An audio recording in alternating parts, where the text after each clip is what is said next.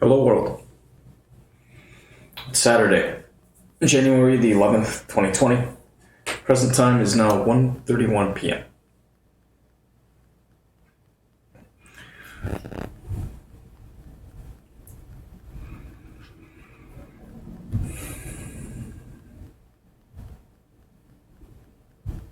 Ah. Last night I visited with my parents.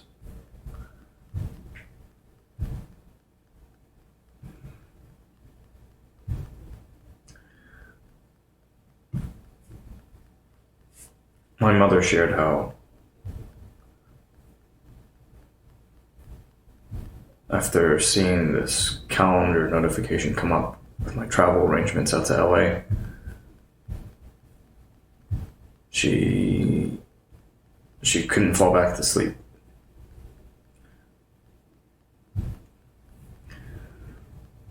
And she brought up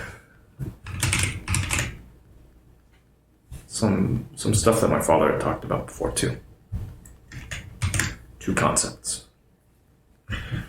Shame and honor. Shame and honor. And I think I'm going to spend some time looking at this intentionality, but maybe after I figured out this money thing first, yeah. Gotta make ends meet. Something to be said about time horizons,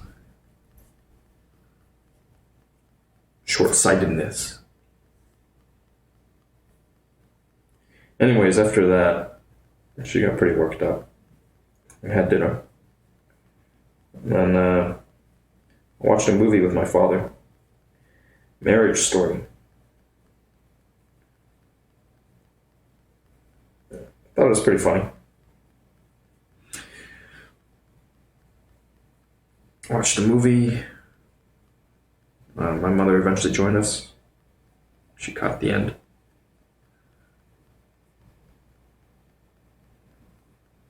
And I came back here, stayed up a while.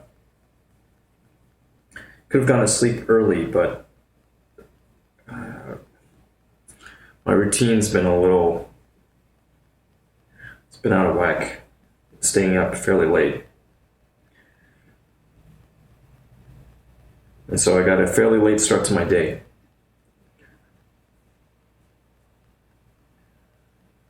I like to get started earlier.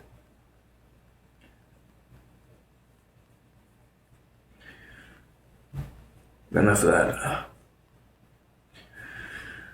We're all set up here.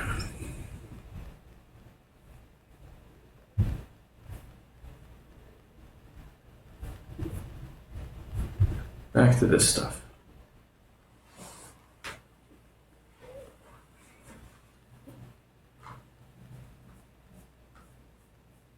Yeah, be free.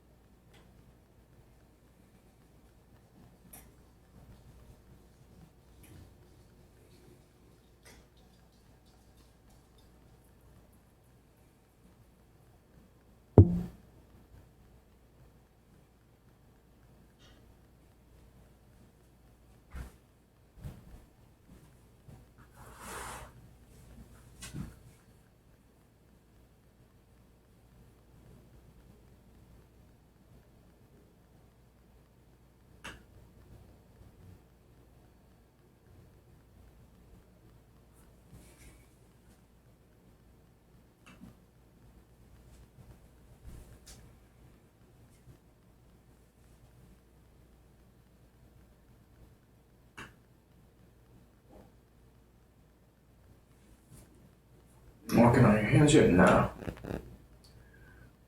No, Mr. Royal Dog.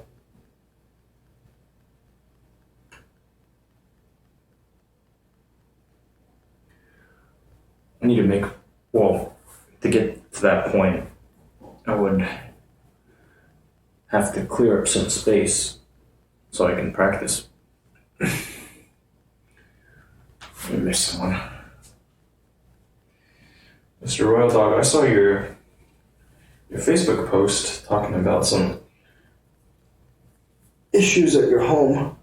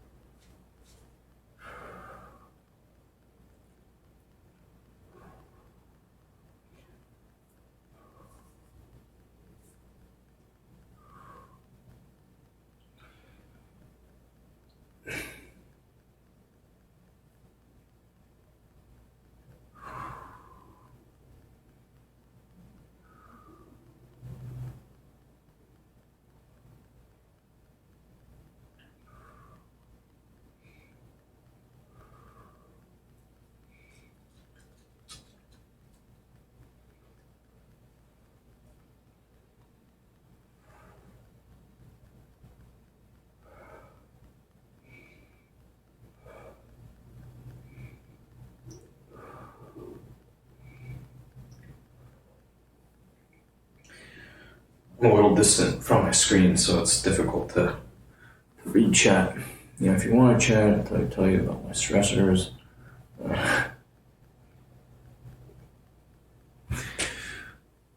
Sakurabo. Can't be done right now. Sorry.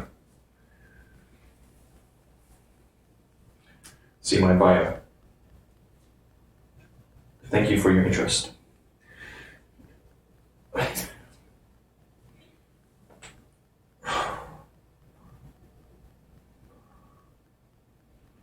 I guess we can just, yeah, this is fine. Here. So you see.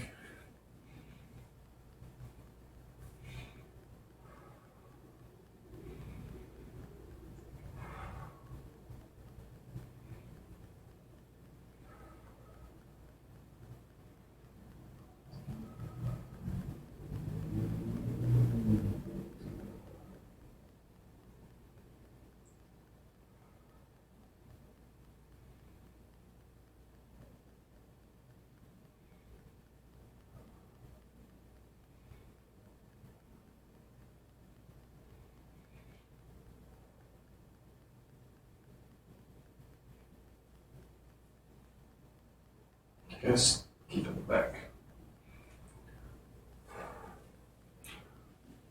I will develop some cues once I've studied a little further.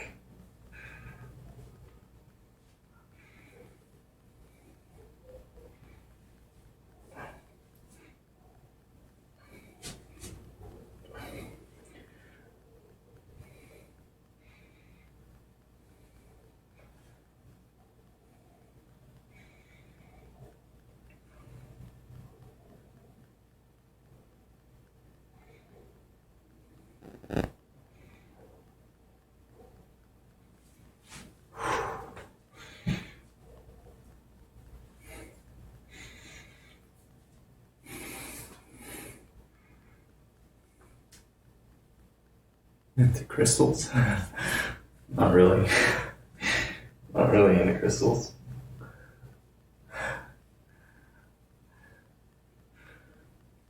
Choco King. I'm gonna go with Choco as opposed to Choco.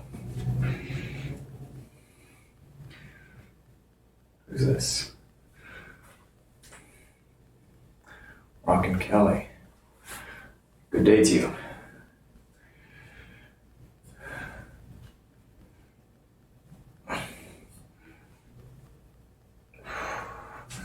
Man, more balance needed.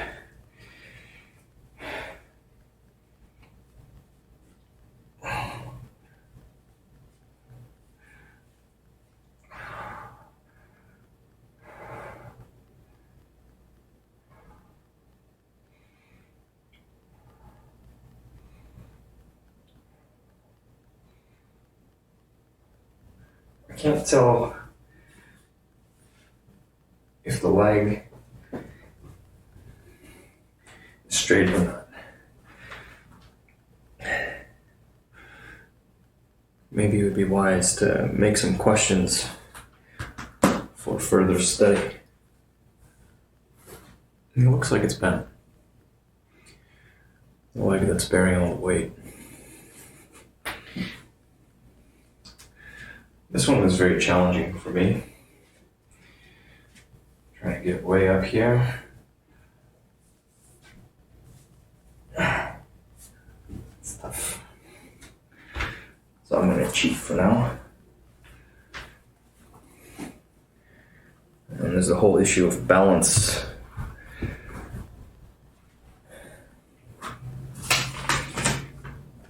It takes time to develop.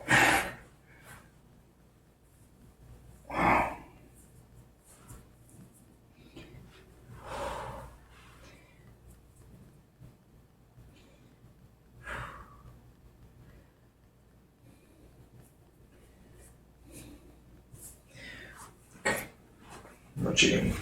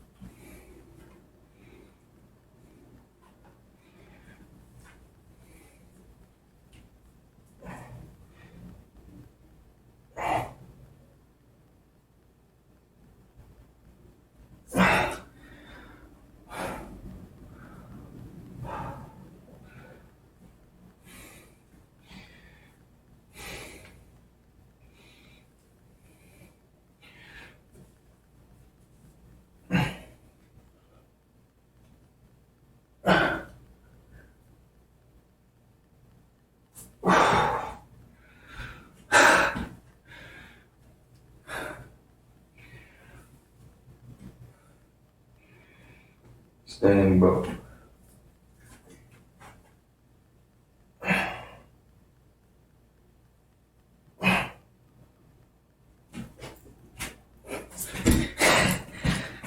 Balance.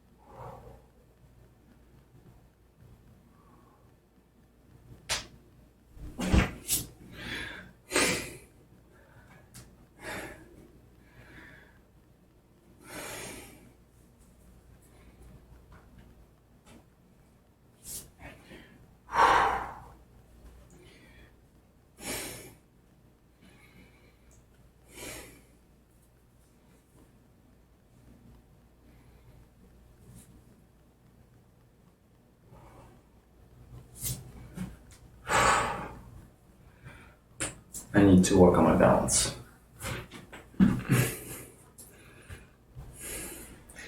Zova guy? I don't think so.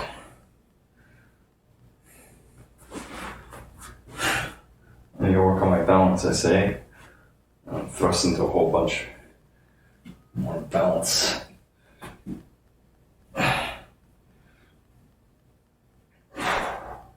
More balancing acts.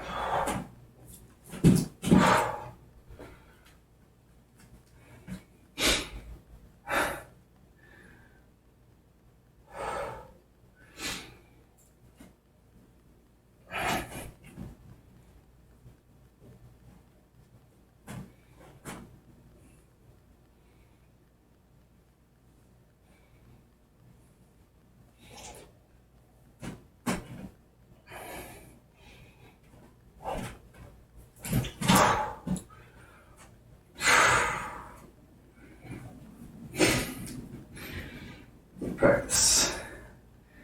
It will come over time. But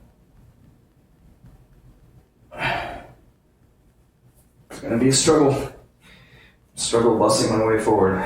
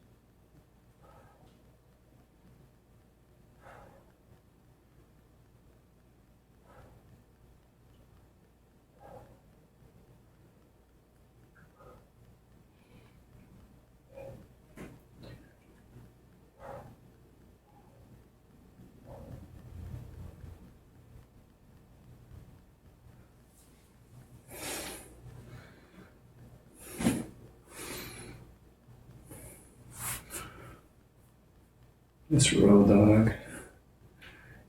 They beat me on typewriter. Do it. No, I'm noticing his. Okay, here his elbow is against his knee.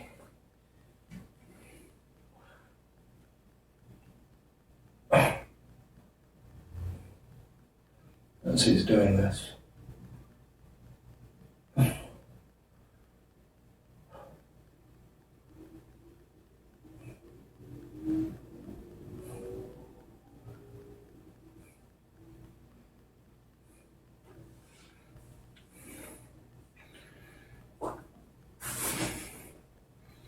Yeah.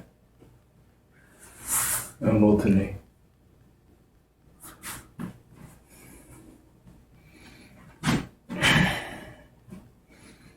Switch.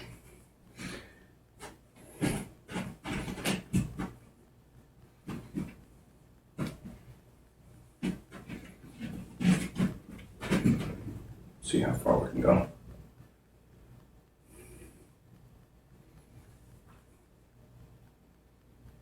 100 words per minute with no errors. That's fast.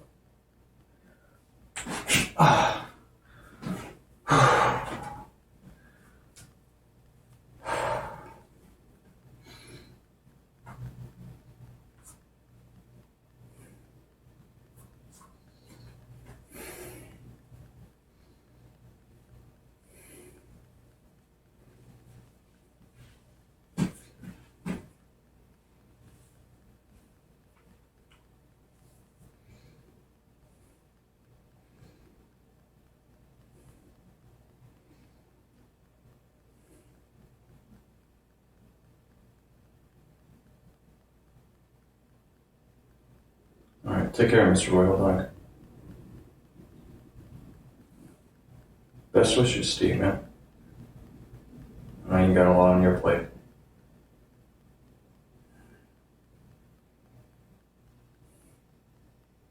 Be well.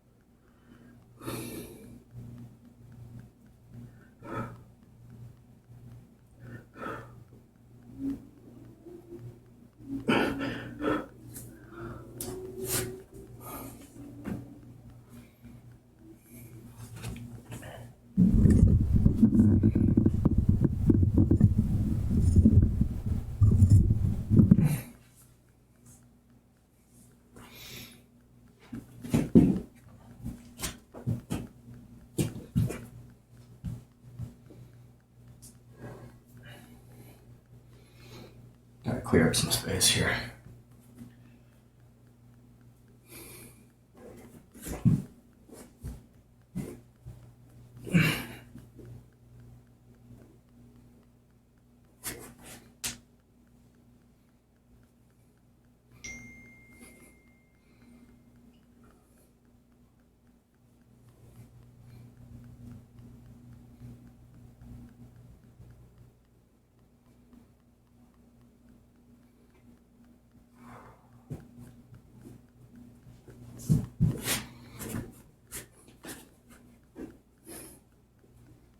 Need more space.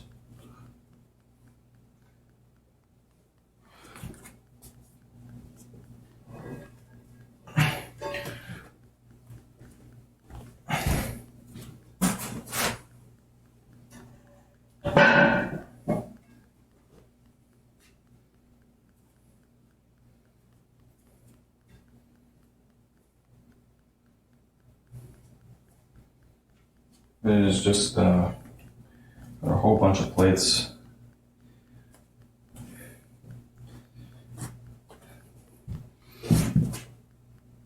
I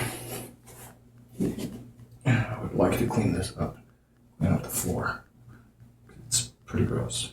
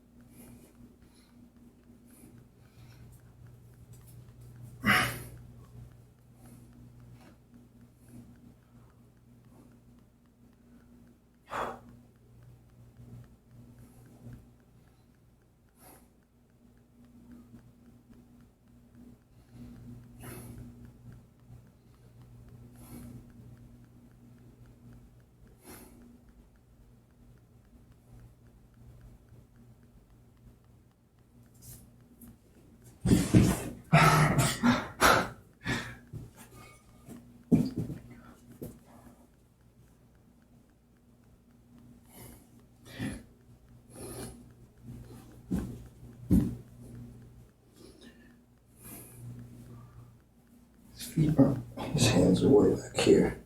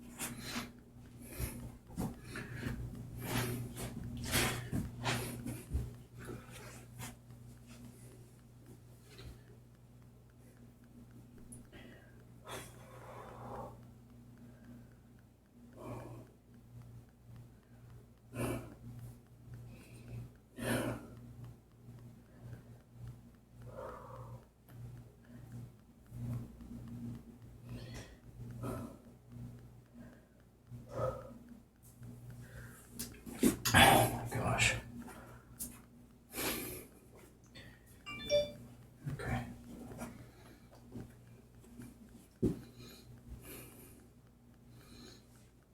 Body. Twists.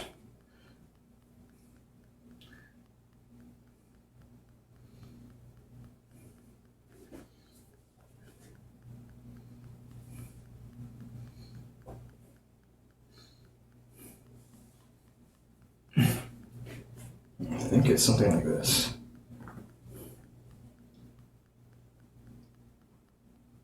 If I'm looking at it right.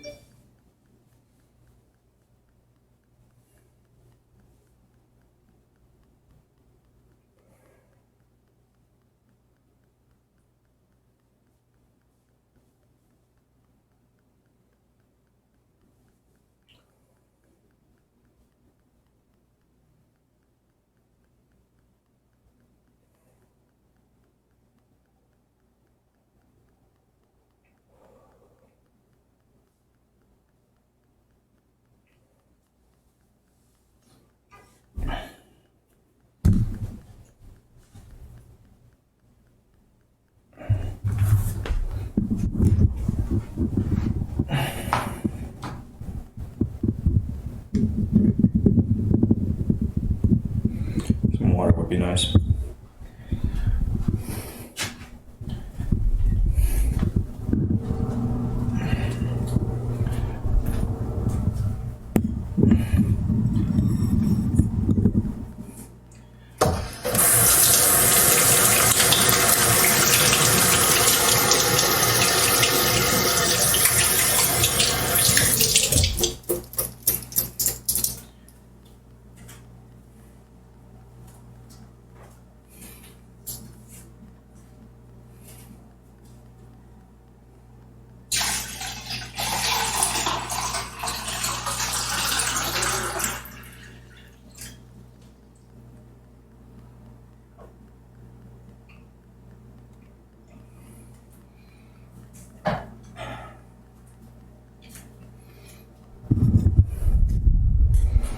Okay.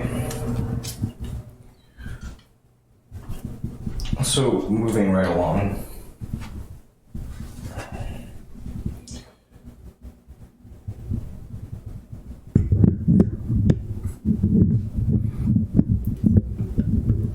Right. This is tradition. Oops. Almost knocked this over. Hey, you, Jacob, what age did you start working out?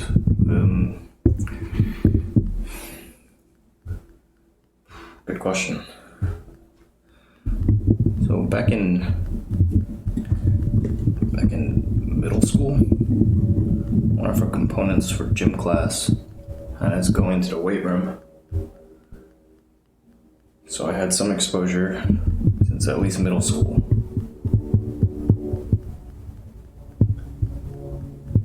To the weight room. But it's nothing serious. I've been doing bodyweight stuff. I'm really inconsistent about working out. First of all. But it's been a while. You know, exposure happened at a fairly good age.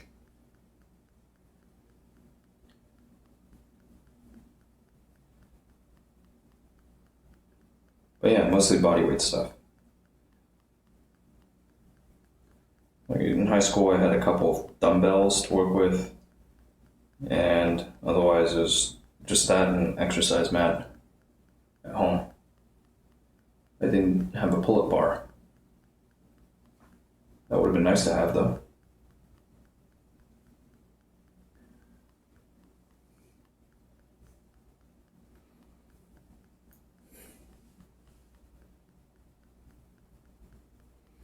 Okay, so I think everything's working. Everything looks good. From my end, we'll clean this up a little bit. Pull that out of the way. Pull this off to the side so you can't see it.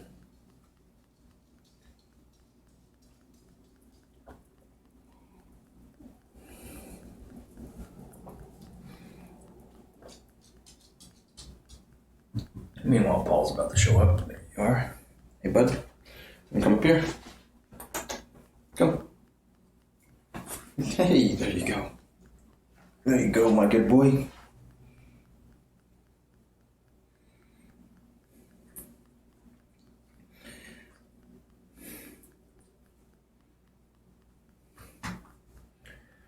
All right.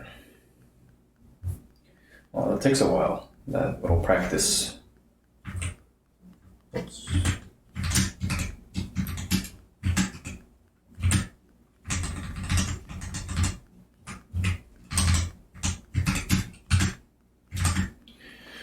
All right. Now time to read a thing.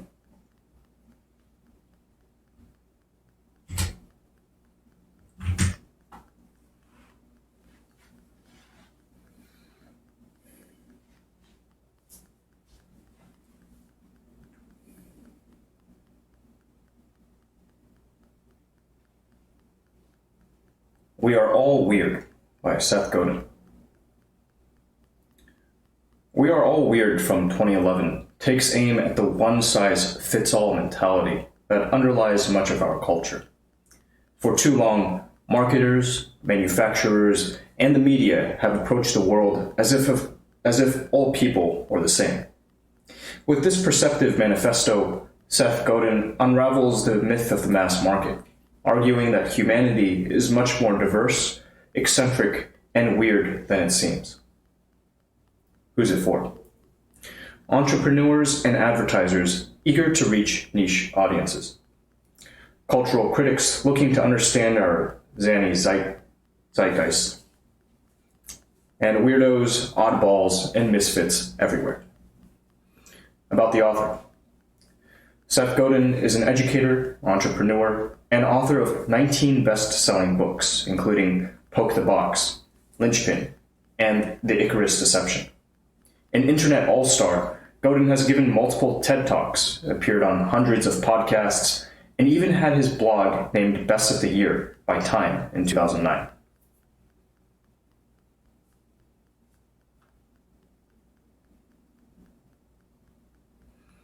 What's in it for me?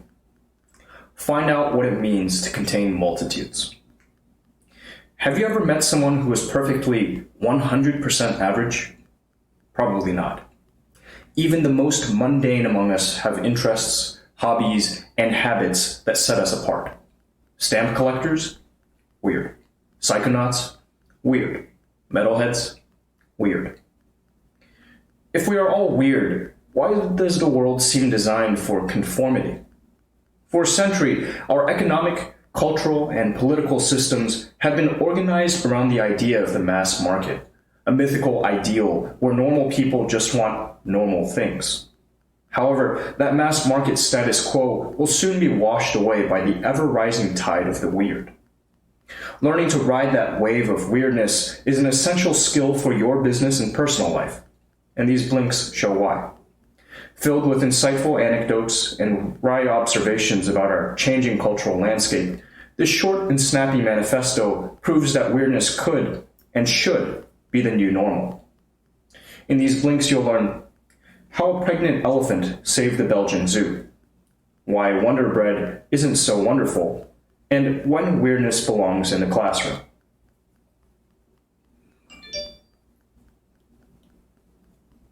The mass market is fading fast, and the future will be weird. A few years ago, the Antwerp Zoo was in crisis. Once a major attraction, the park was facing declining popularity. Its menagerie could no longer pull in the crowds it once had. Then its elephant got pregnant.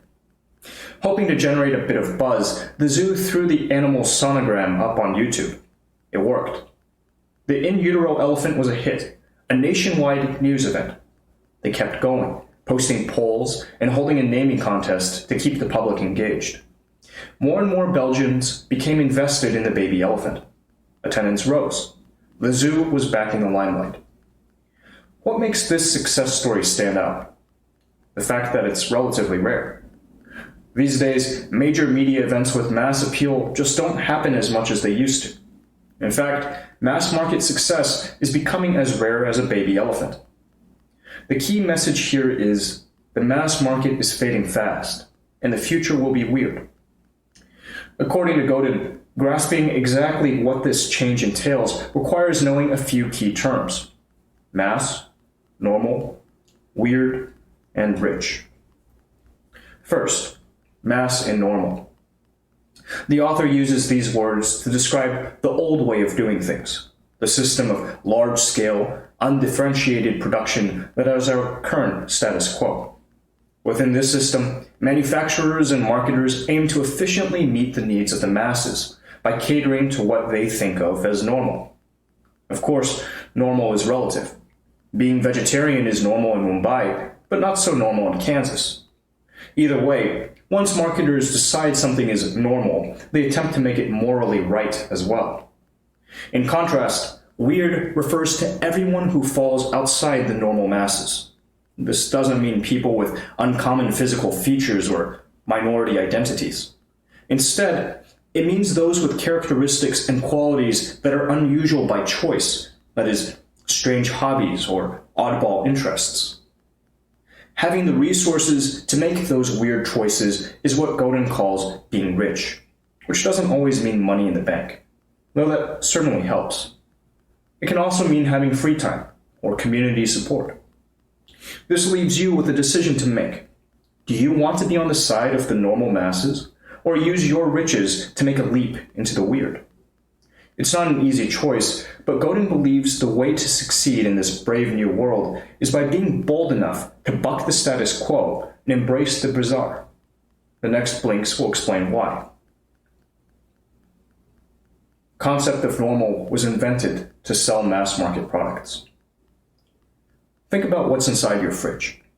Stashed somewhere among the cartons of milk and last night's leftovers, there's probably a bottle of Heinz ketchup. At least this is true for 70% of Americans. So how did your condiment consumption become so predictable? Blame the logic of mass production.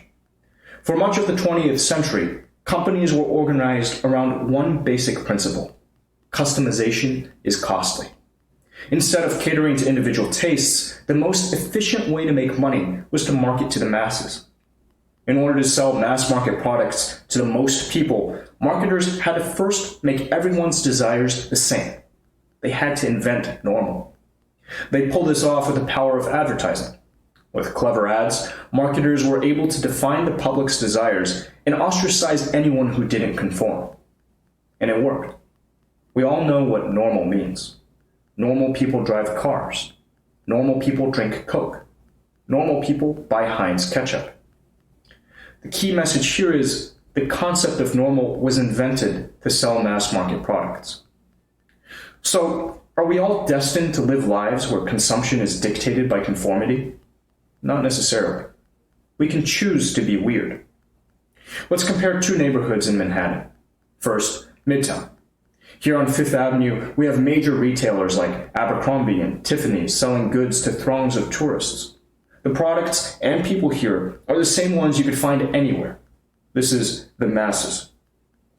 However, head 50 blocks to the East Village and it's a different scene. Stand on a street corner and you'll see New York in all its diversity. Tattooed artists rub shoulders with Chinese tourists and retired beat poets. A classic Italian bakery sits next to a boutique hawking hydroponic herbs. Nothing here is normal. Given the option, which neighborhood would you choose? The weird one, right? Like you, more and more people are opting for the odd, and it's changing how people approach purchasing products, entertainment, and other services. 30 years ago, the three big TV networks were watched by 90% of the population. Now, their viewership is down to 30%. As more people turn away from mass media, the weird in all its varieties will only become more popular. In the next blink, we'll learn what else is pushing this trend. Our growing wealth and connectivity make it easier than ever to be weird. We have always been weird, even 17,000 years ago. You can see the evidence today in the Chauvet caves of southern France. Here, elaborate paintings adorn the cavern walls. Even while living with few resources, early humans still desired to express their weird side, and these paintings are proof. These days, being weird is easier than ever before. Thanks to millennia of technological development, we've long since left the caves behind for a world of material wealth. Innovations like industrial agriculture, electricity, and modern medicine mean most of us no longer have to worry about basic survival. Now, we can devote more of our time and energy to whatever interests us, whether that be amateur astronomy or open source software. Essentially, we are rich. On top of this, the internet allows us to find others who share our interests. This lets us develop and deepen our niche obsessions and occupations. Imagine a budding bagpipe player. In the old days, they could only serenade those within earshot, and there's no guarantee they would appreciate the effort.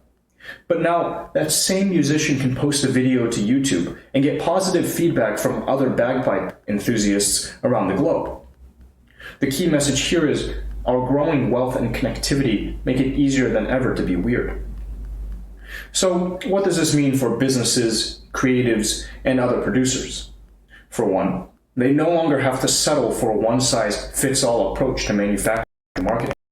Rather than make a product that suits the needs of the mass market many, you can now focus on delivering to a dedicated few. Take the example of high-end audio equipment. Your average consumer isn't concerned enough about audio quality to shell out $1,000 for a yard of specialized stereo cables. However, the readers of Stereophile magazine might. By advertising to audio obsessives through specialized media and internet forums, the makers of this cable can find financial support for their specific craft. Of course, commerce isn't the goal of being weird. It's just a consequence. The real aim is connection. The rising tide of weird allows people to cultivate a community around what they care about. It lets people split from the unsatisfying world of mass culture and find their tribe.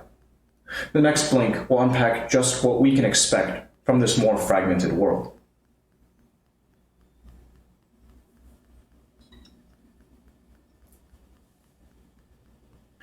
As the normal middle keeps eroding, people will use their power to identify with their own weird tribes. Let's talk bread. A few decades ago, if you wanted to buy a loaf, you had to settle for plain white Wonder Bread. Mass production ensured it was cheap, predictable, and stocked in stores everywhere. Now, artisanal companies like Bread Alone will provide you with a dozen options: spelt, sunflower, gluten-free sourdough, whatever suits your taste. To understand this change, it's helpful to visualize human behavior as a bell curve graph. For a given population, that's usually a nice symmetrical mound. Sure, there are some outliers at the fringes, but most people fall in the big hump in the middle. That hump is the normal, the people buying Wonder Bread. But as more people embrace the weird, that is, their own unusual desires and habits, the curve changes. The middle mound shrinks, and those fringes grow. This same pattern is being repeated across every industry. The normal masses who made up the middle are dispersing. What we consider a hit show, a show like Mad Men, attracts 15 times fewer viewers than the Beverly Hillbillies did in the 70s. A best-selling book will only top the charts for a few weeks instead of a few months. As people flock to what truly interests them, the popular just isn't so popular anymore. The key message here is, as the normal middle keeps eroding, people will use their power to identify with their own weird tribes. So, is flattening the bell curve a good thing? Godin thinks so. A diversified market means more choice, and when people have more choices, they have more power. Consider a fruit vendor in a tiny village outside Bareilly, India. He doesn't have loads of cash, but with internet access and $3, he can order a D-Light solar lantern. He's now a force in the global marketplace, and his choices influence what gets made next. Where else can weird be good? How about in the classroom? One of the strongest ways normal has been enforced is through standardized education.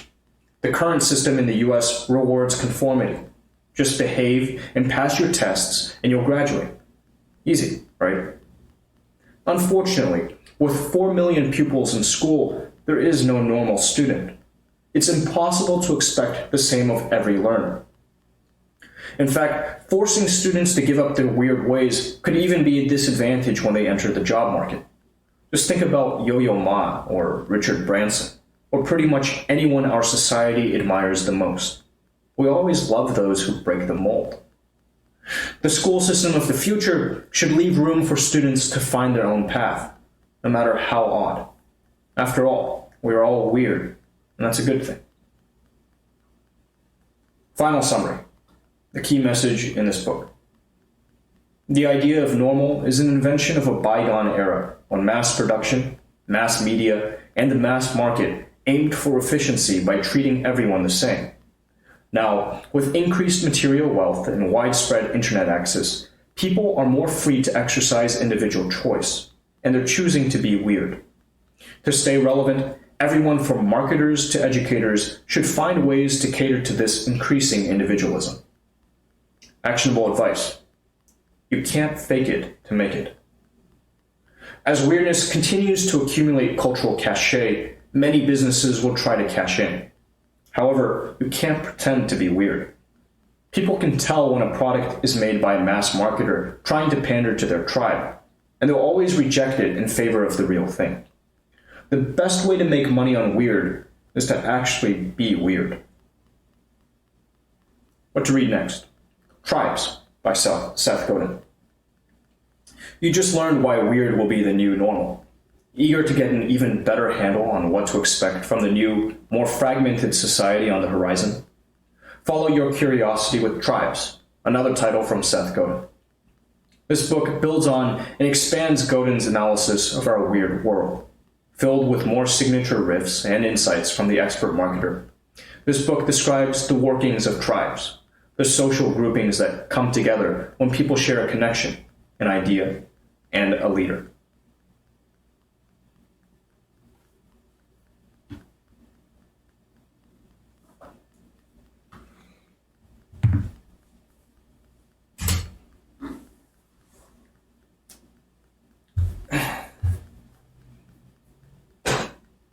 Golden Garden, I don't know.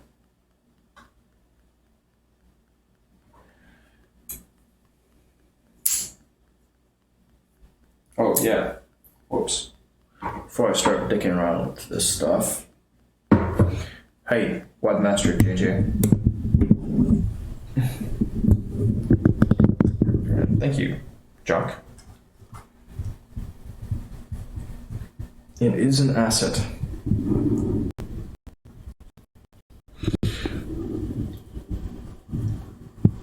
JJ, you know me.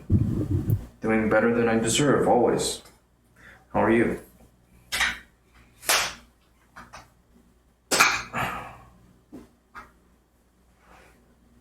Mario Speedo. Thank you.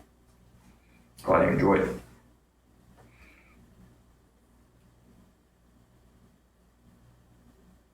Hey, kid.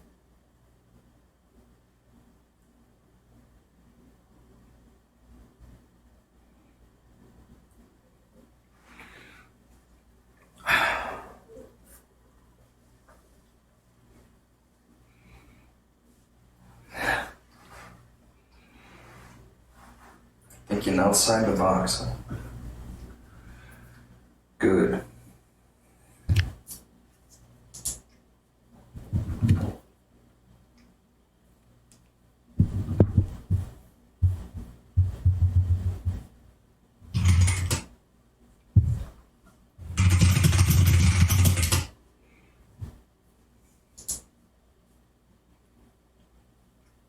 He's a good boy.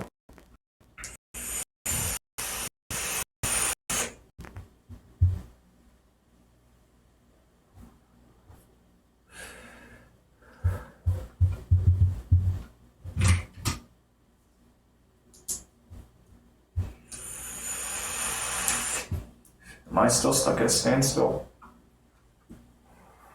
Not entirely.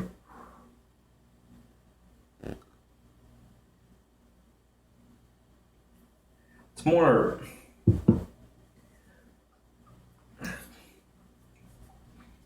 Well, I like the idea of accessibility, right? But I've also got to make ends meet. So I can't reasonably keep giving away everything for free. Doesn't work.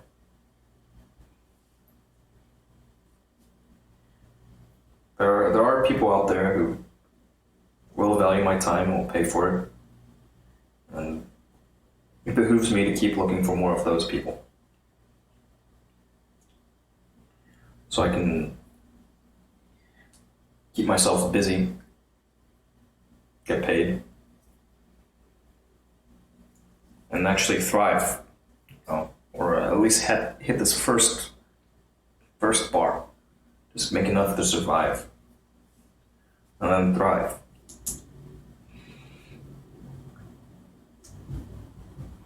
But I got a lot to do. There's always a lot to do.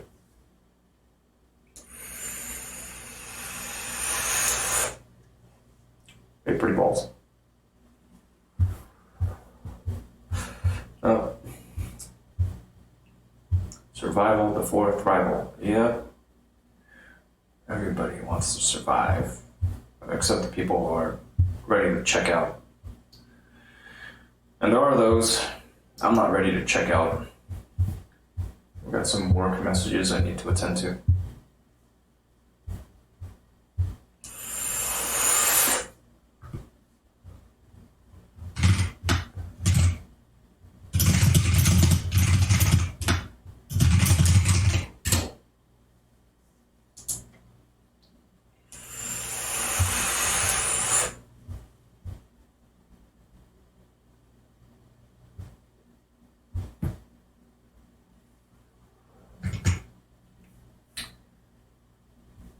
Trial place go at the uni, some place.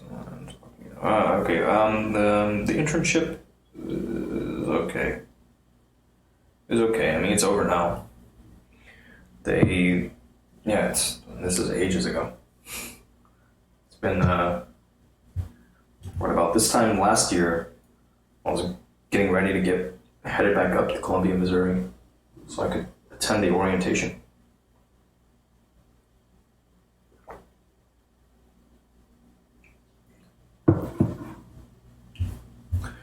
That was an experience.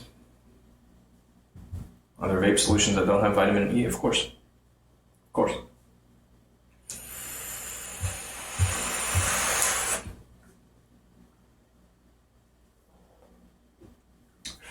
JJ.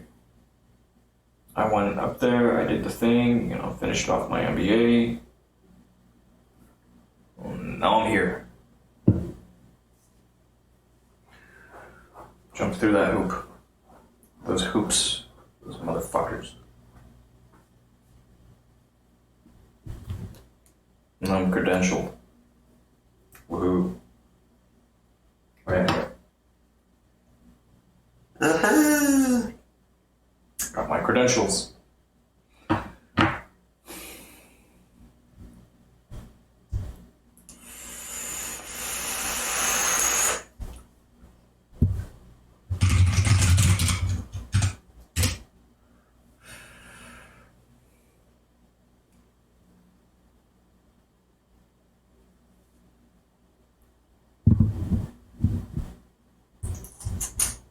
You may hear some noises.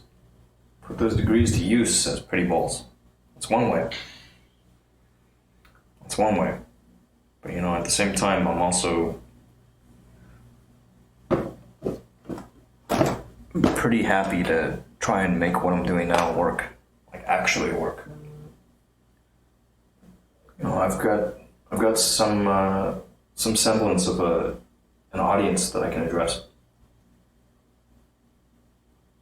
So the smart thing to do would be to get in touch with the audience that I have and ask them, what would you like to see? What can I do for you?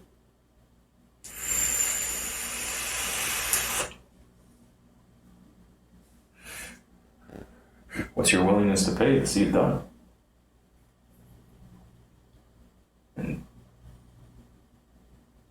And then I'll have some work, right? Or I could look for a job, yeah. I mean, at day's end, we're just delivering value to people who see value from the activities that we do.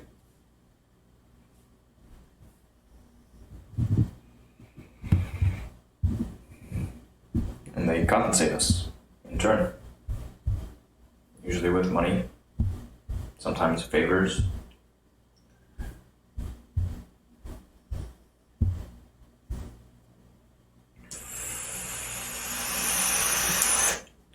Well, Master JJ, I have no illusions.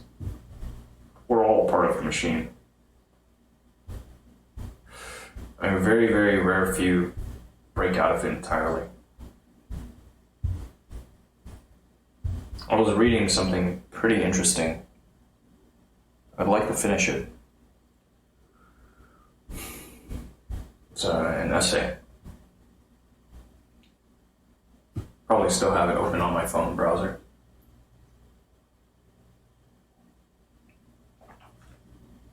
But there are all a number of roles that one can play.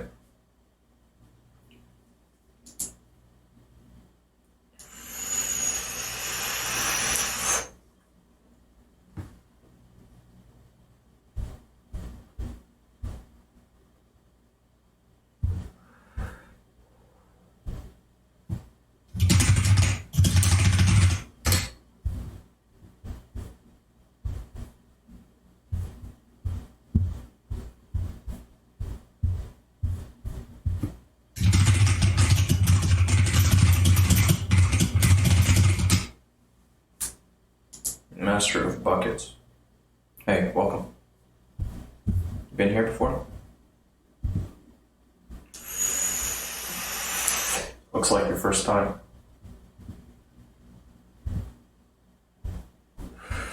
Welcome. Welcome to my humble little channel. What brought you in?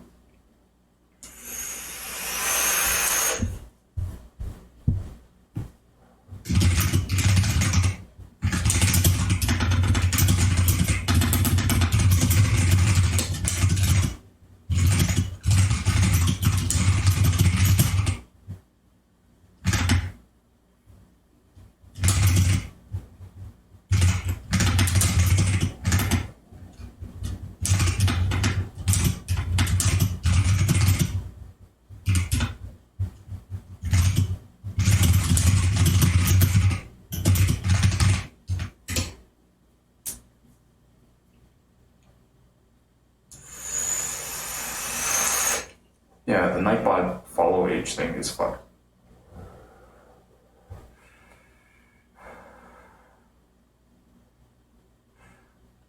Try to figure out what's going on with it. I guess it's put it on the list.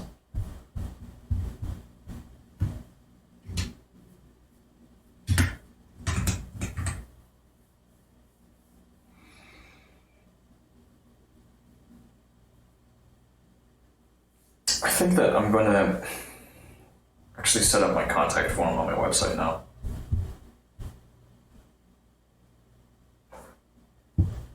I'm going to open myself up to commissions more and more. MIB3, cool.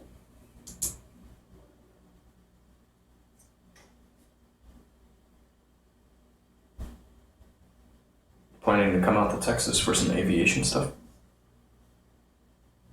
What type of aviation stuff? I like aircraft. Piloting, right on. Dope, man. Sounds very cool.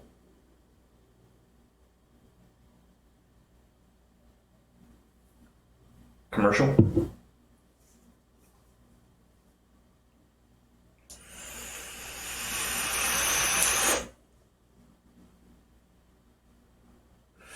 But you're not a U.S. citizen. Yeah, of course, commercial. I mean, there's also military. There's government.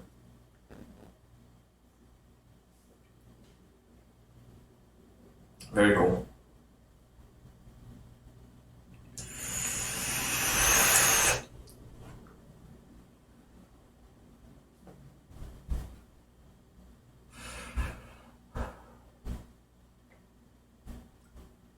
Interesting. Yeah, I'm gonna set up the contact page. I can actually set it up.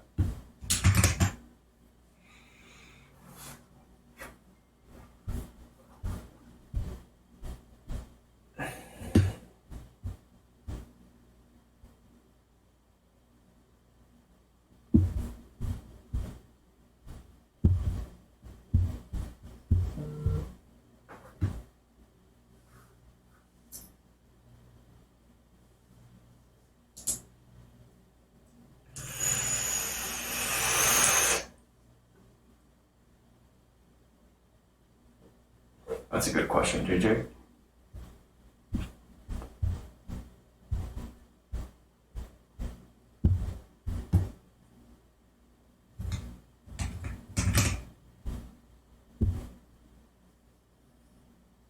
Oh, Chinese.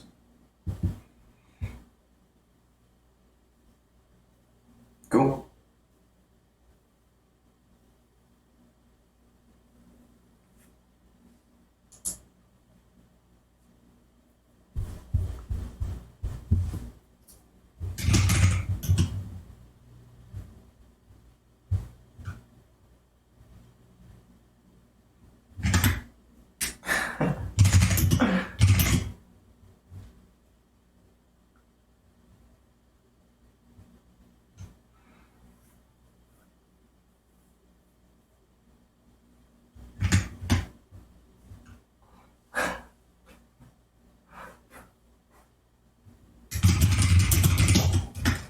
I suppose.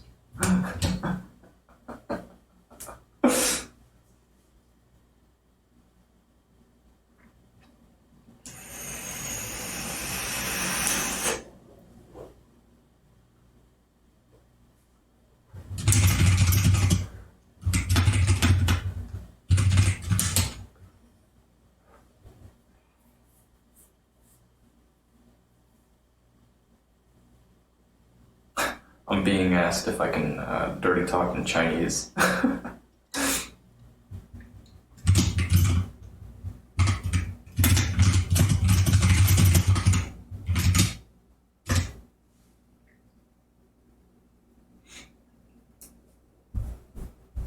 What's this?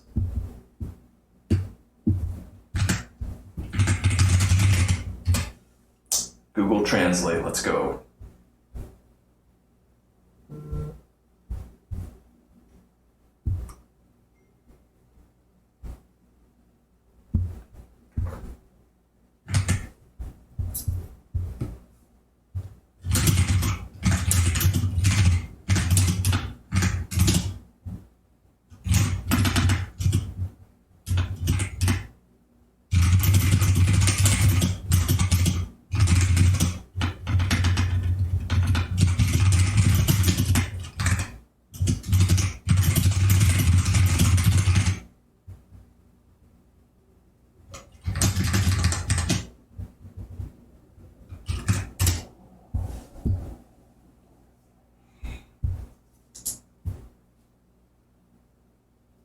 火. Show off. 烧火. Is that right? 烧火. I don't even know what that, like, it's an imperative. 烧火.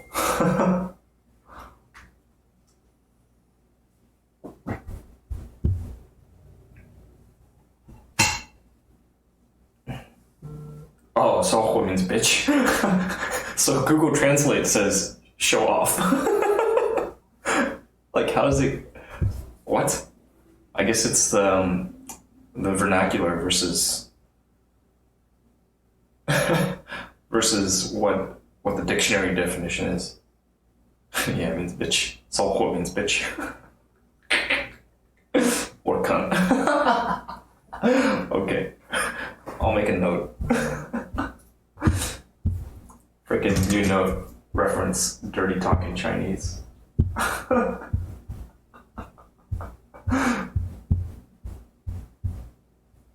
The dirty talking in Chinese.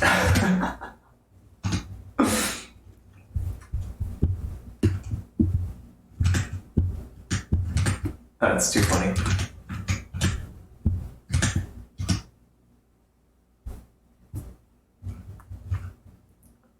Oh, like you whore. Right. Bitch. Cunt. Whore. Alright. Yeah, so he's gonna send me over some stuff. Some examples. Lines. But I can read this. 操你妈 and 骚货.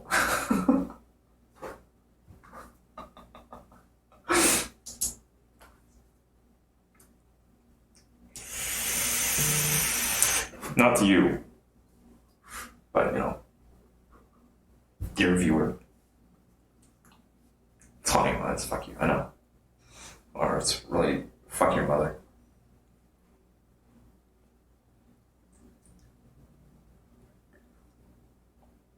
I don't use my Chinese very much. Not this stuff, but alright, we'll integrate it. That's what we gotta do.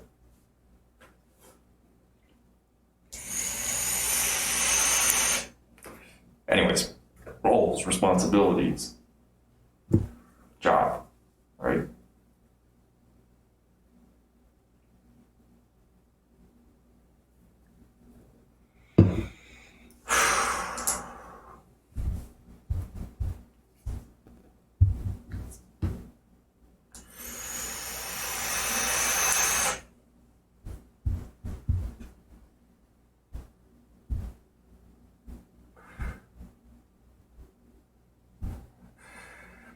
I've been using this keyboard for a while now, JJ. It's 10 keyless. It's the one that I got off the box. That $5,000 box. Alright. Dude, I still haven't sold any of the other stuff. I ought to. First time you've seen it lit up? Really? I guess you tend to come around here when I'm winding down. But I like to keep it lit up when I'm here at the computer. Master of Buckets, cost of living in Texas depends where you are. It varies. And then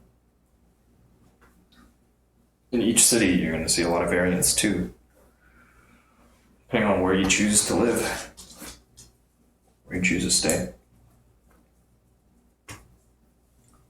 It's a huge state. Texas is tremendous.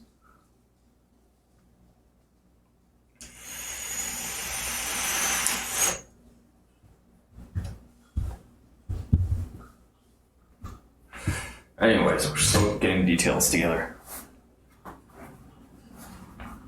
But I'm gonna do some work today.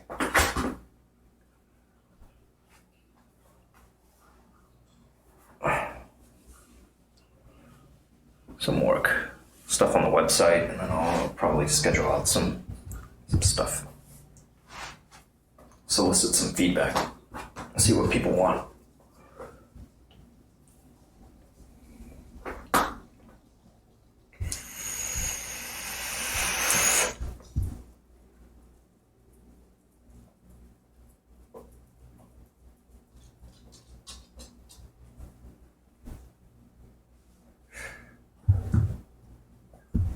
I think I'm gonna keep fucking with people a little bit though. I like fucking with people a bit.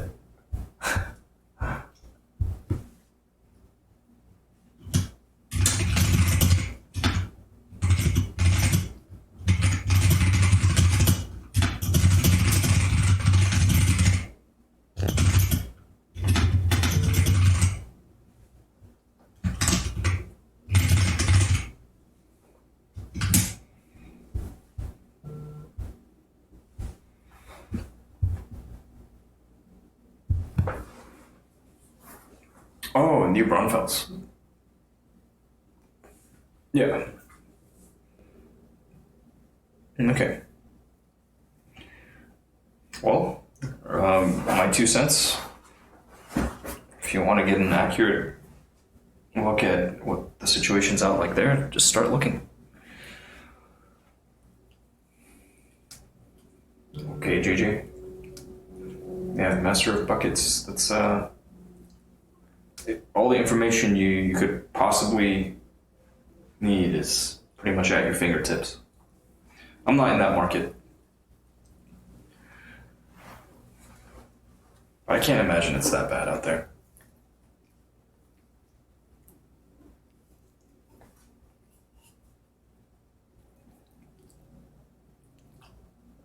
Where in the world are you right now? Are you in China at the moment?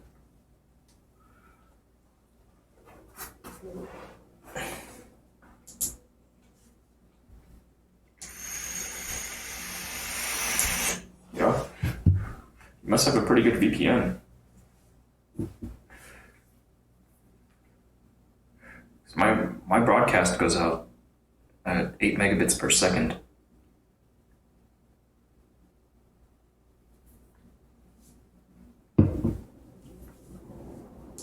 Maybe things are getting better. Because I was pretty sure that they blocked Twitch. Great firewall.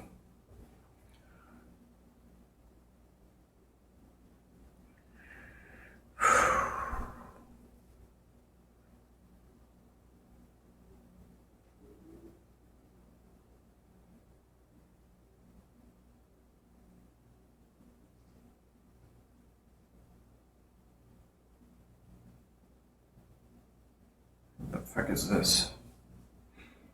Yep.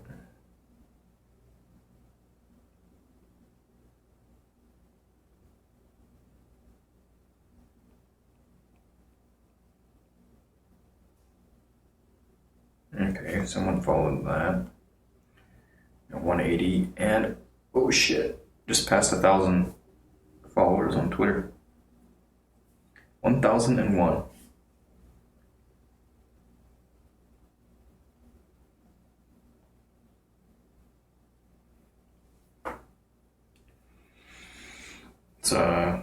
It's a milestone right there. Cool.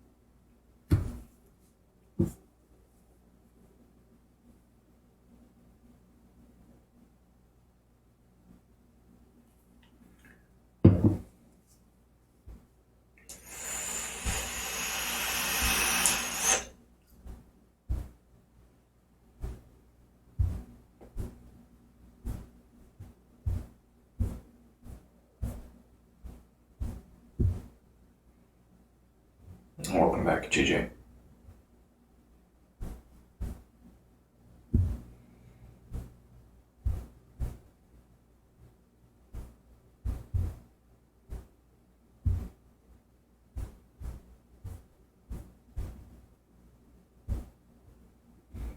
Only 9 p.m. Early.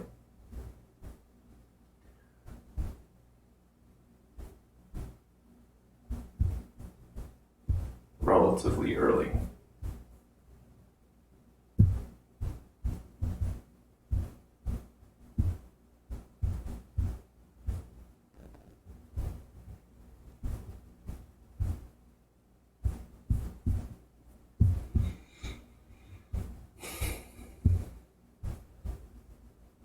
What's this?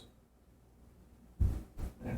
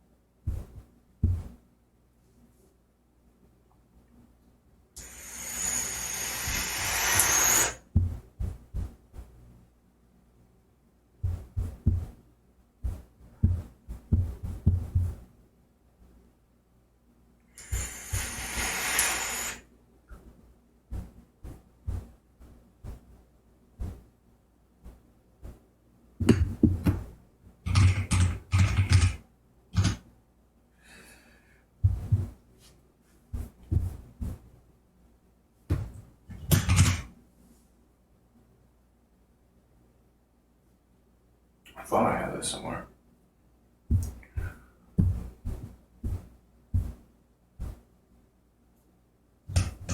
Guess not.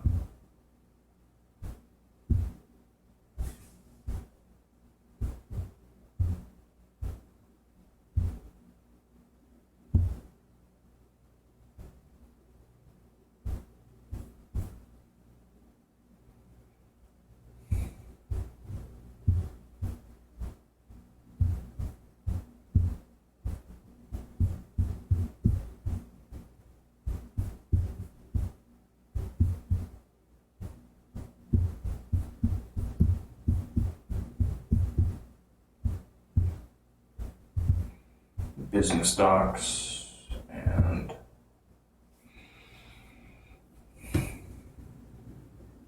are you into women? Yes.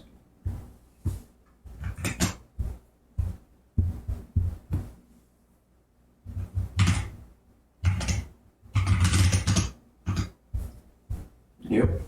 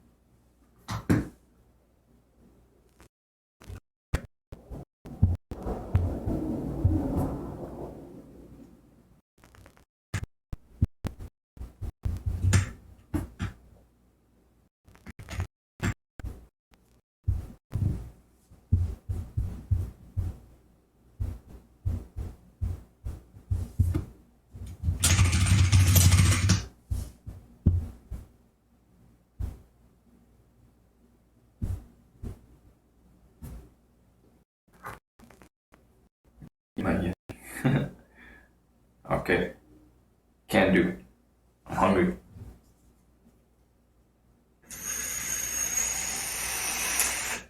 JJ, you asked about THC.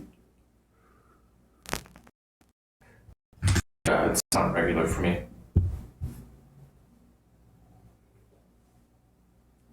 Ceased regular use.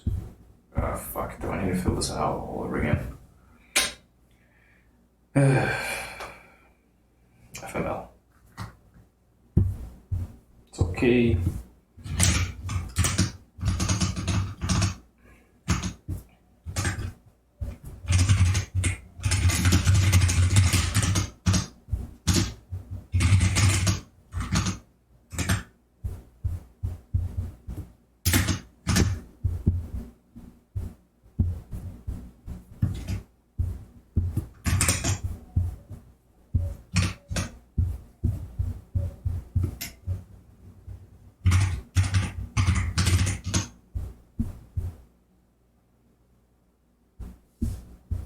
I wonder if I have to.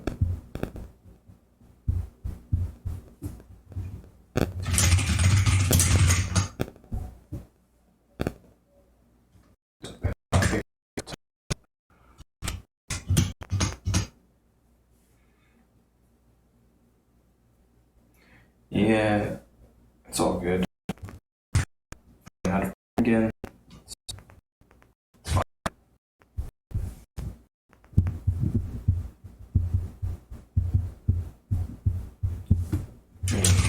Real work kind of sucks, but.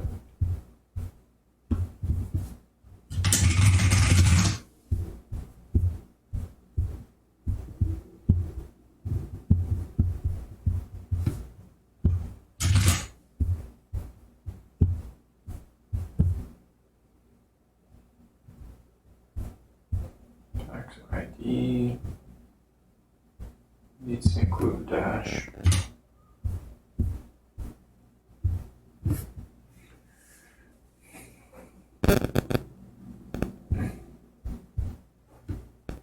What's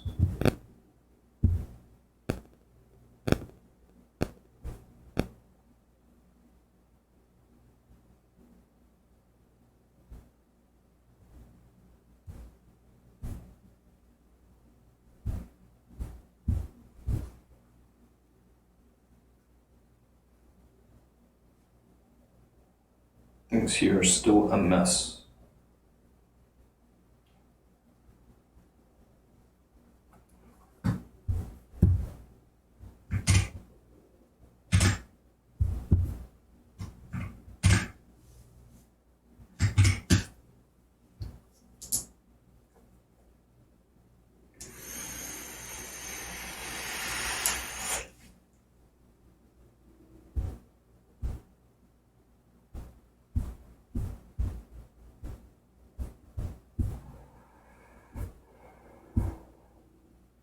Pretty balls. The Houston Texans are in the playoffs. Cool. Go Texans.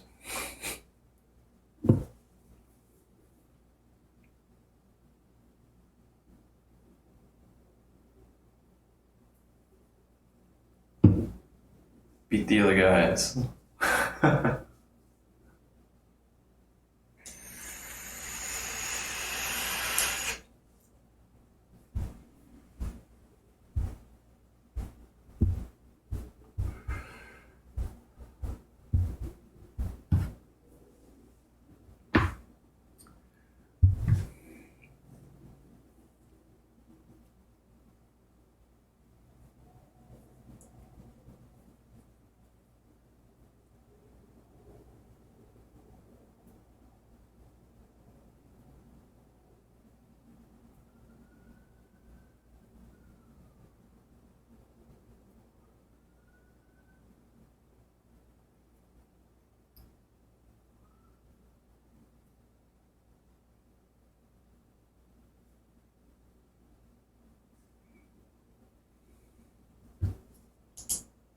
My Stetson hat, cowboy boots. I don't possess those.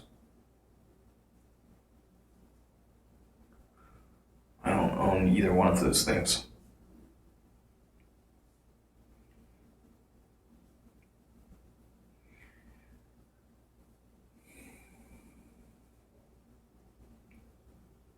I also don't own a ranch.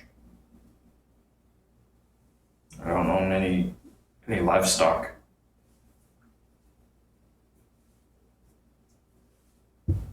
Got this little guy.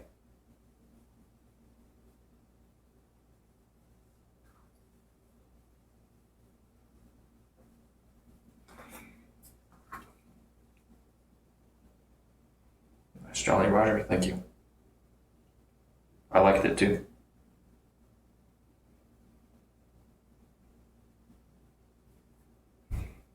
Supness.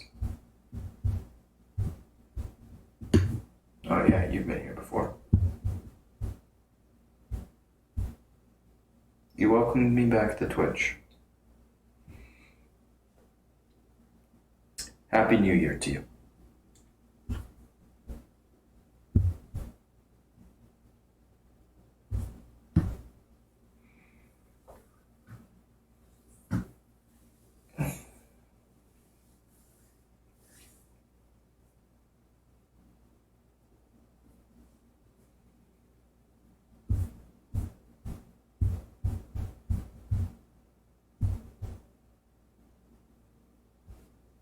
What made me come back? My indefinite suspension came to an end. I gave up on getting my account back, but once I got it back again, of course we're back.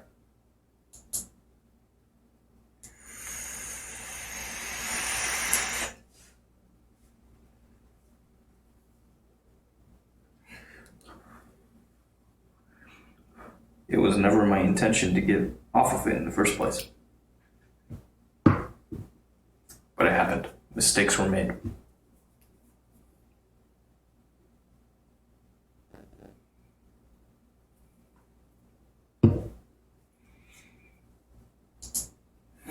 She didn't know I was suspended? Damn.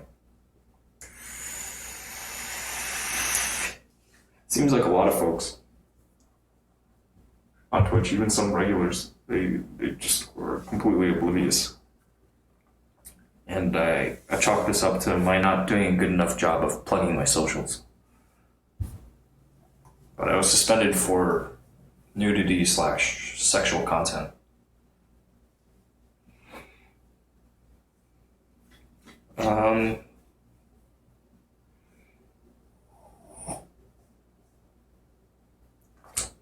I broadcasted myself, inadvertently broadcasted myself taking a shower with Paul.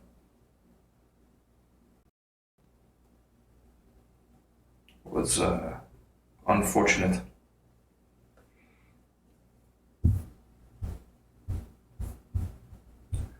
But it happened.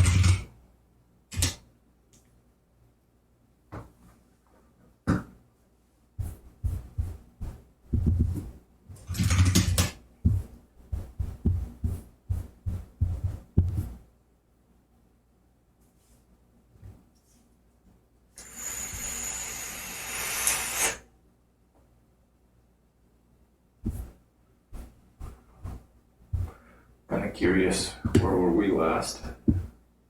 And what's with these timestamps?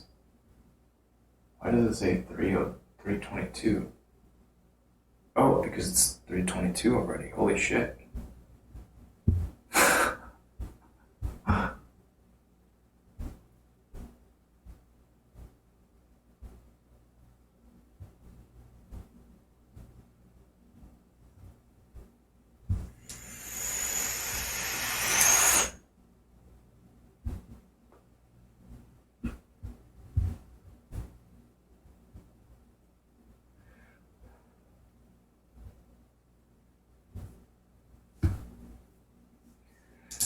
Twitch is a prudish platform, as is Facebook. Yeah, pretty balls. Most of them are.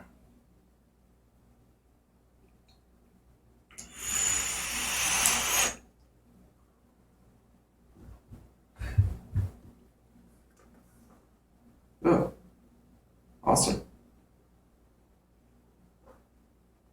Shade Love likes cute little Polly. Yeah.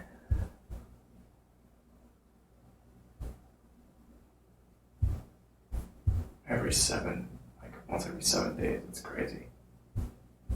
I don't want to do all that.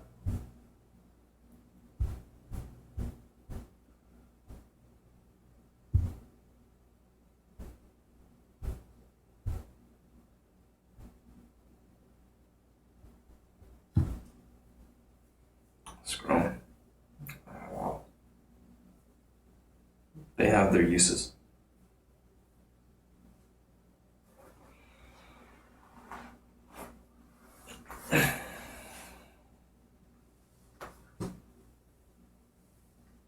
Something else. Yeah. I for one wouldn't mind if male and female nipples were treated the same. You know, like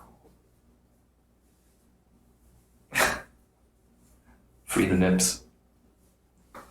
Why not?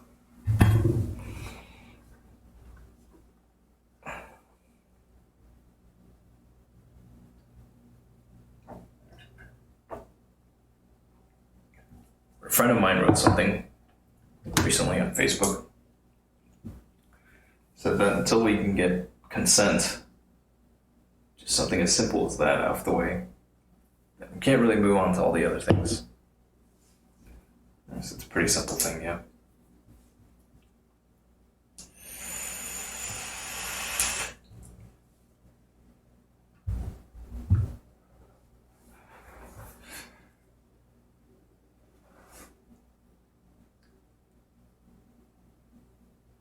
I'm feeling kind of sore all over.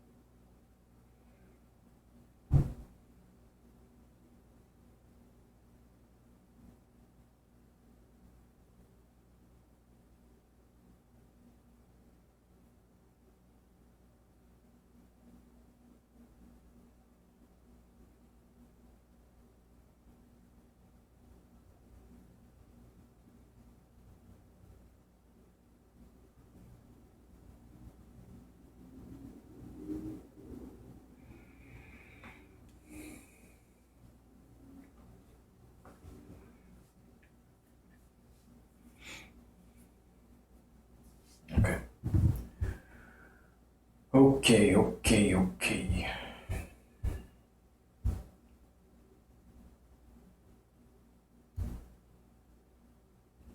Something I have no idea who that is.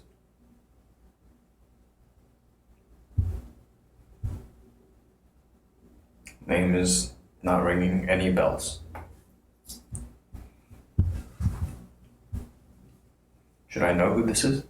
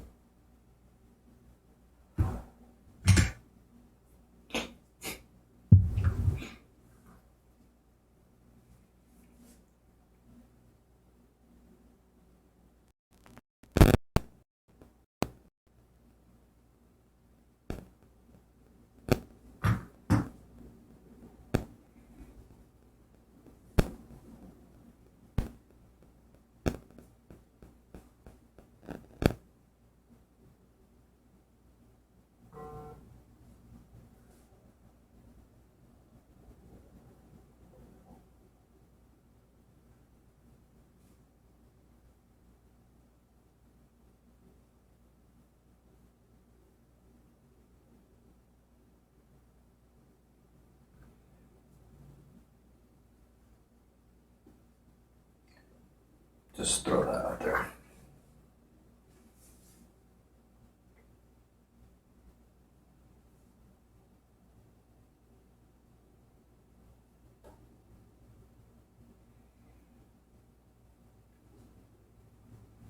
Hello, artificial intelligence. Welcome back.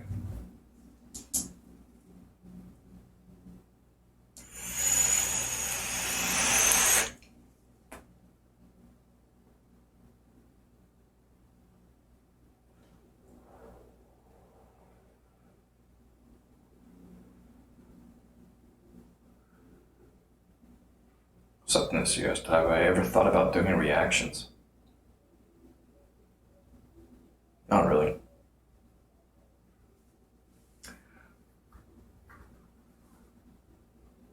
I've done a bit of this and a bit of that.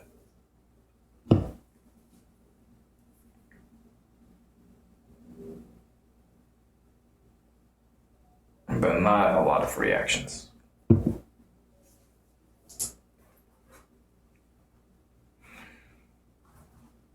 Is that something of interest to you?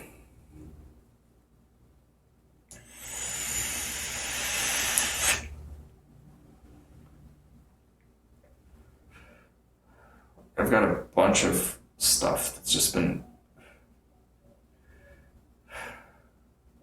I want to get at all of it.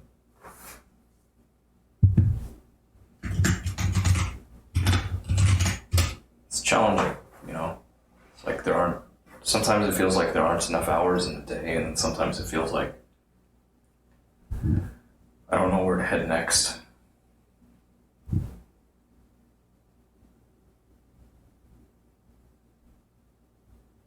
Yeah, it has been pretty common on Twitch. That's true. It's a very low barrier to entry activity. And multitasking is, it's typically not very effective. So even this level of multitasking that I currently engage in, I think sometimes I just wonder, is it worth it? But I'm all for feedback. I'm all for feedback, and sometimes you never know what you're gonna get. Right? Put yourself out there. Sometimes something interesting comes along, and then at other times you may spend an entire day. This to me is very much like fishing. Just fishing.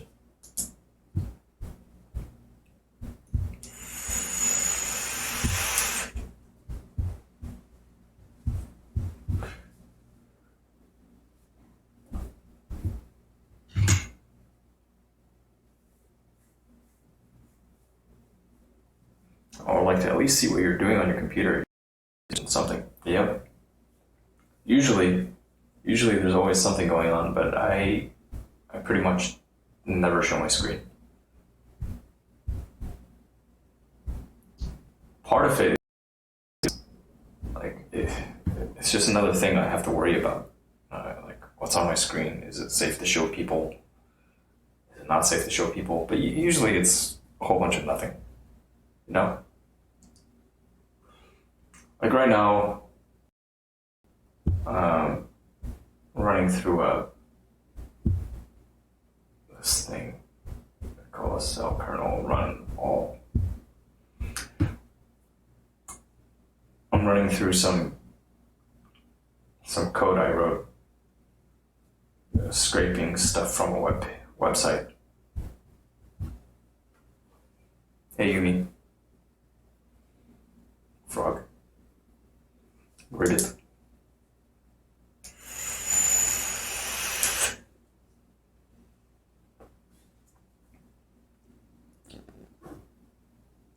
I think it's pretty cool you've got that 4-letter username on Twitch.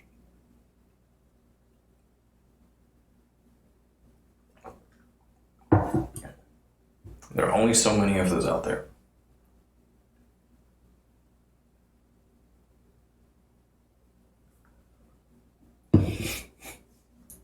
Here we go.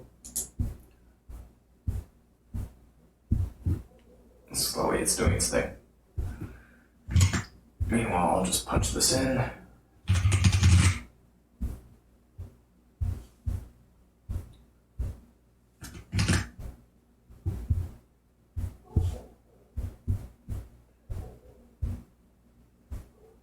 Should be set. Jim, nice feet. Well, thank you. Thank you, Jim.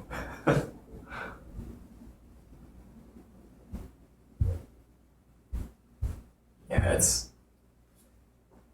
it's pretty cool. Nathan Wolf, welcome back.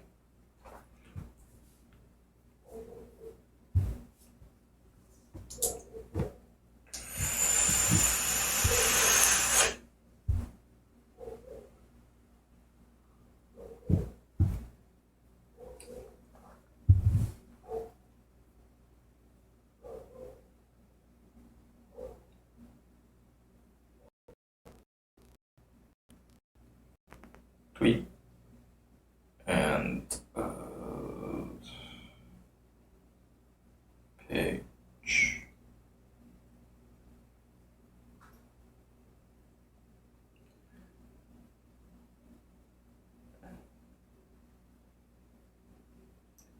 Not necessary there. You've seen this story. Ba-da.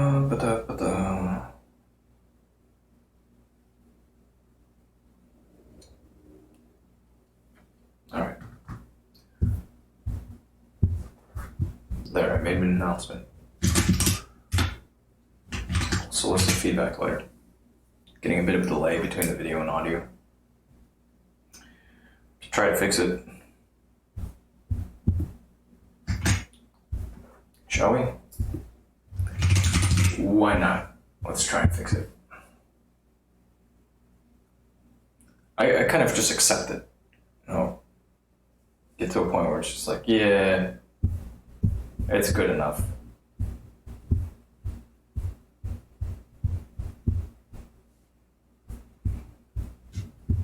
Yep. Image quality is going to be on point moving forward.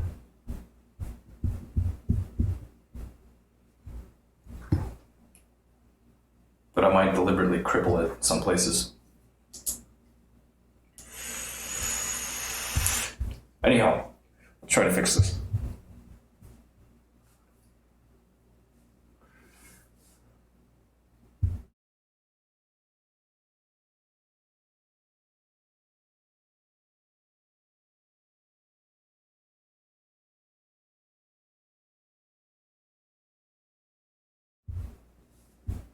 All right, is that any better? 1, 2, 1, 2, 3.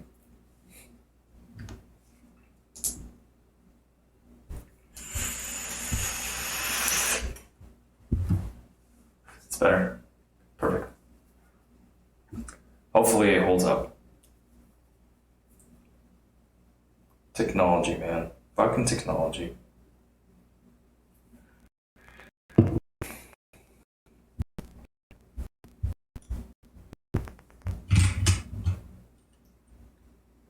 Before I start getting all over the place, and punch this thing in at least.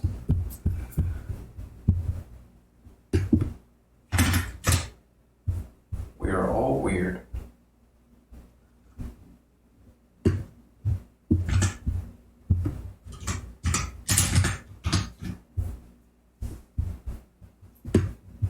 The rise of tribes and the end of normal.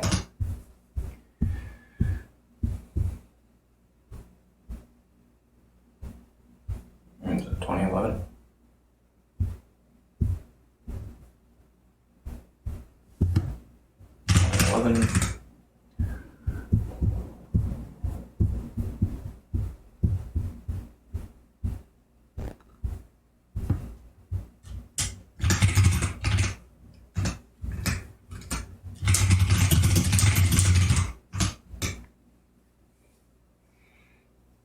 Still out of sync. Not too much of a bother. Yeah. Like I said, I just kind of accept it. You know, I stopped sweating this stuff.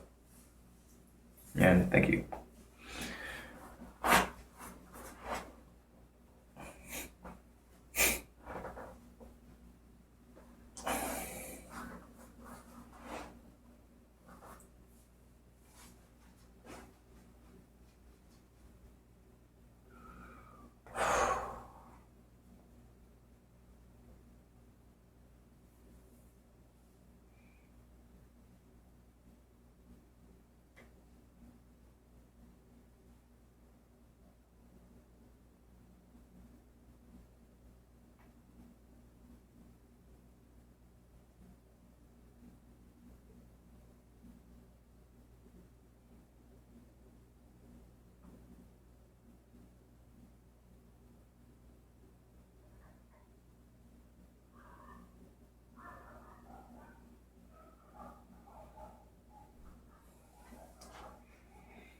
Okay, onda.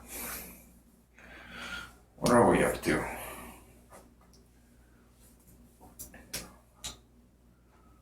Data entry.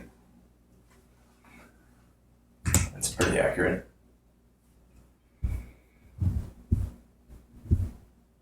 Data entry.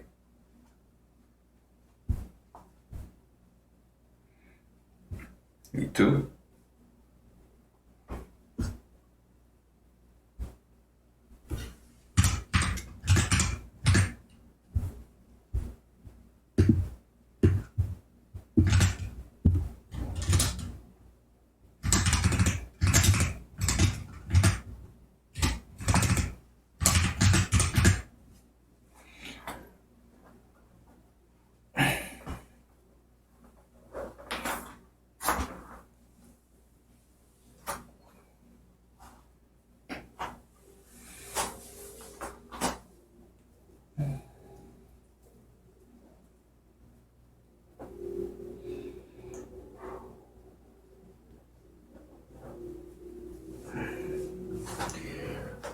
I'm hopeful that daily yoga practice will be beneficial. I think it will be. Lock 6B. I was referring to this little recruitment event that IBM put on. It's called the Vault. And for the final walk, the final challenge, walk 6, they gave participants a choice. You could either go down path 6A or 6B. And I looked at both of them and I decided just to go 6B. And they had the sign that said, whatever it said, 6B because I'm lazy. And that resonated pretty well with me. Like, yeah, pretty lazy.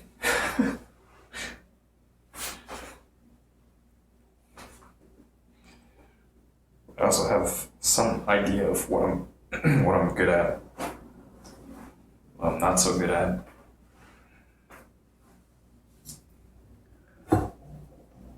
Taking the path of least resistance. It's okay.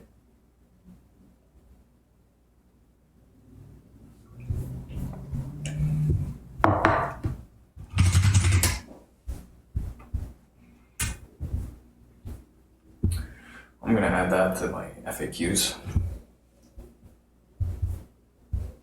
Thank you for the question. Comes up all the time.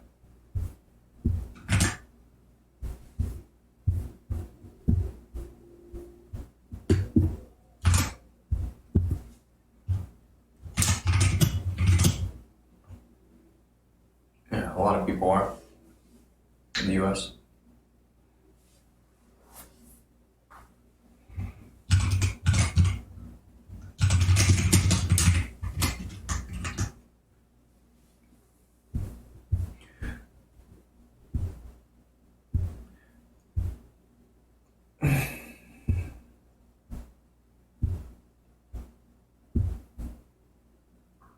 Bills to pay.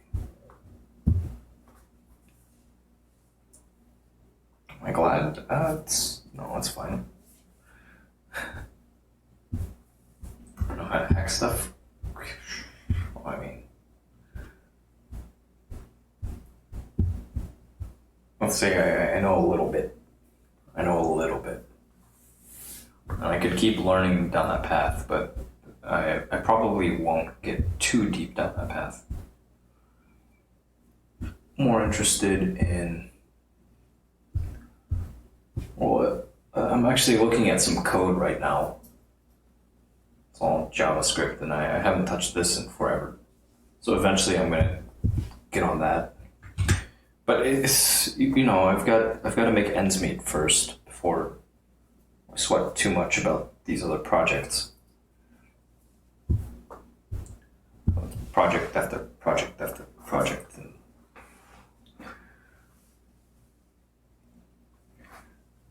And we'll try to make things work.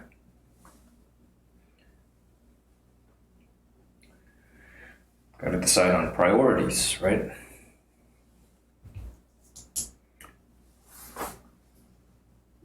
Like right now, I've got something I'm working towards. So I hit the weights yesterday for the first time in ages. In fact, I could punch some more stuff in, data entry shit. But I logged my first workout here since August the 26th, 2019.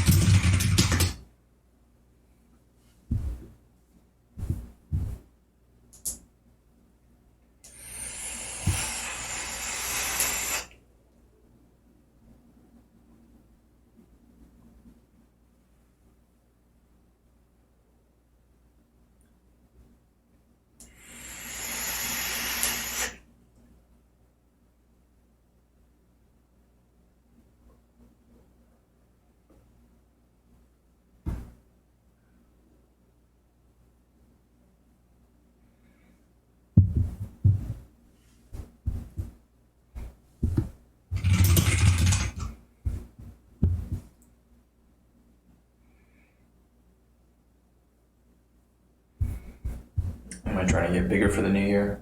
Pretty heavy, trying to lose some weight this year, about 40 pounds.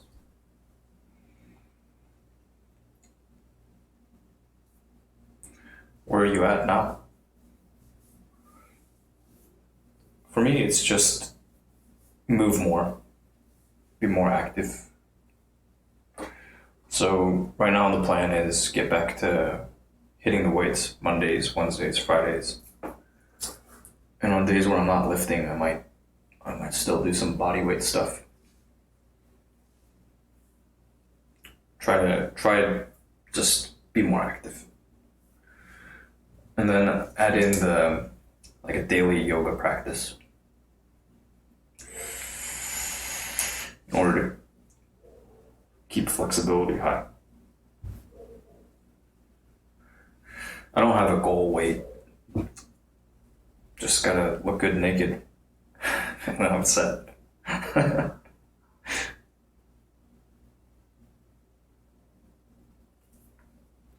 Pretty simple goal. I know how to do the splits yet. I don't think I've developed that level of flexibility. The 237 is 40 pounds. Okay. It's pretty significant. You can do it.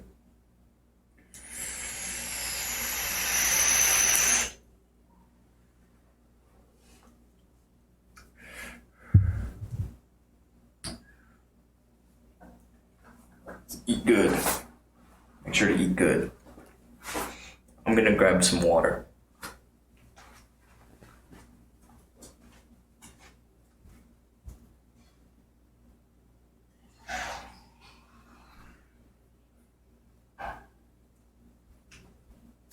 Oh, whoops, spill a bit. Snaky Crawdad, hello. Good day to you. I've been pretty bad on Discord. not been responsive there. I'm sorry about that. I will do better. I will do better. Gotta check food. Not yet. Not yet. I'll tell you what. There's one thing that I'd like to do so I can get verified on more places. And after that, let me go ahead and put in some time on Discord. There's some stuff that I know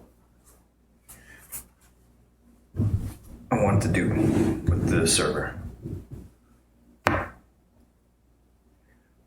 Make it better. I left a review of a new Tex-Mex restaurant on Aglo. Cool. Nice.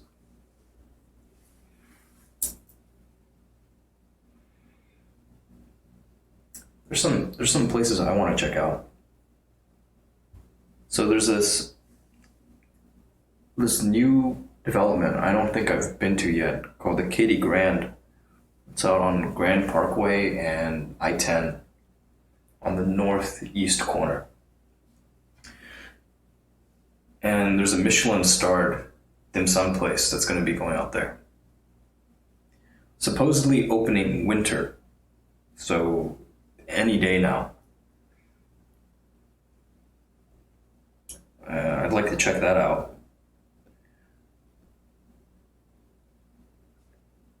And there's this other dim sum place on Westheimer that I think in the Galleria area that's I read was closing on the 16th. Houston is home to the last remaining US location for that brand. And that'd be pretty cool to check out, but oh yeah, I did see something about Pizza Modus and higher end Torchy's. I did see that.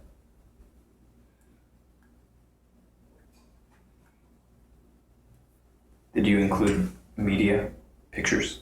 110, 2020, 45. Close this times 25. Getting some little volume back in. 45. 45. 135.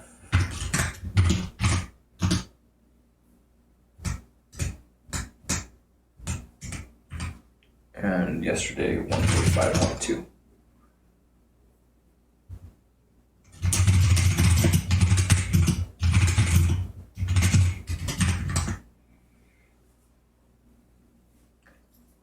Oh, you left the picture of the menu. Okay. Cool. Quack.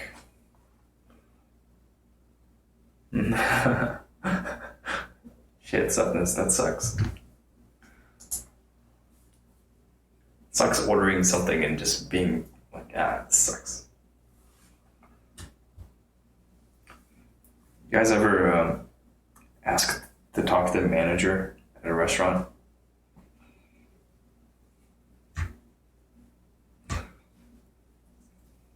Because sometimes that's what you have to do.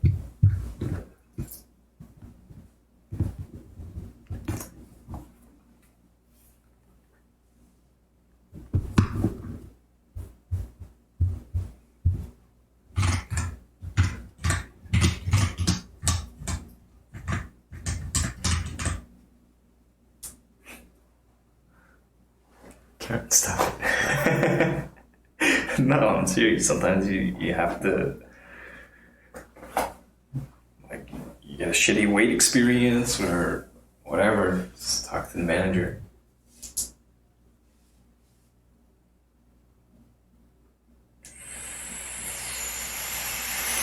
So don't be too scared to do it. Just talk to him calmly and, like, here's what happened. Please make it right.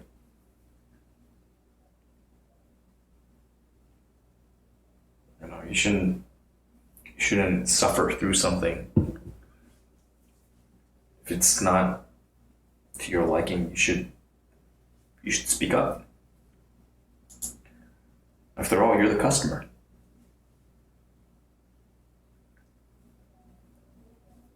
Their entire operation lives and dies by your dollar. Very much like I'm gonna live and die by your dollar. And right now, it's not enough, but keeping my ears open, keeping an open mind.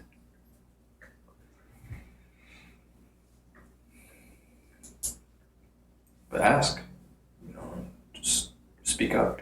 Be surprised sometimes.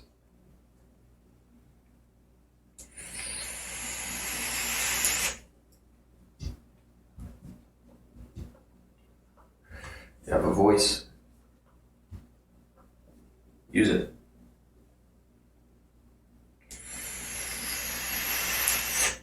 What if you got something that just tastes bad but was cooked perfectly? I'll tell you one likely resolution there. If it's a good manager, they'll have it remade to your spec. Get you to remake it. I'll offer you something else. Again, you never know what you're going to get once you ask.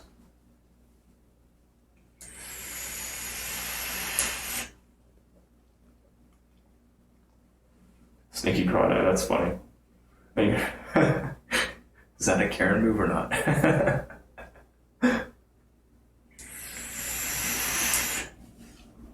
Yeah, but Supness was talking about buttered chicken.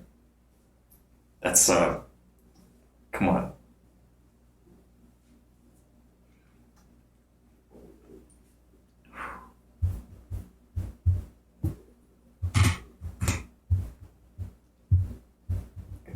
Let me add this in for volume.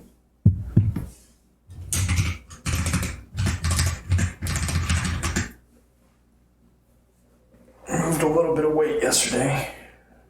Not talking drugs.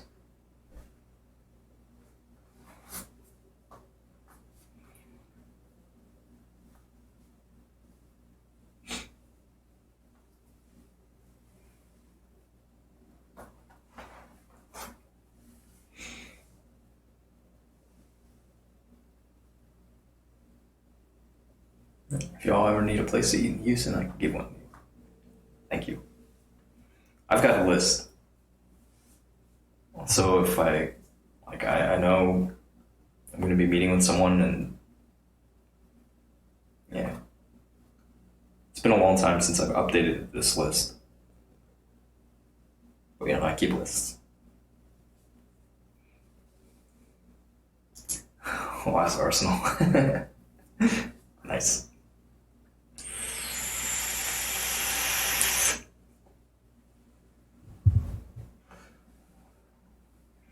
It's good to know what's going on the food scene. Yeah, I'd like to get out there more. Make the money, and then, I don't know, become a Yelp reviewer or something.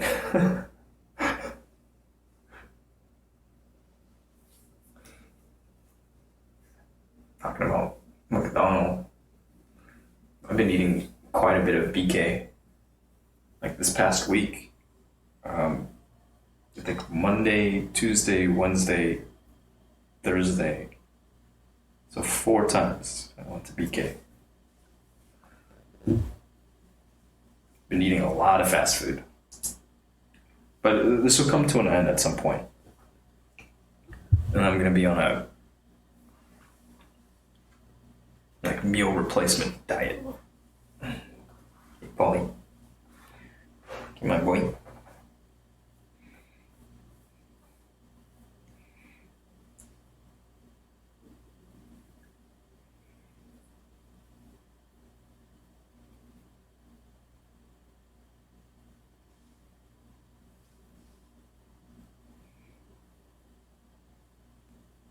2 for $5? No. I've been redeeming free food. Stuff that I accumulated.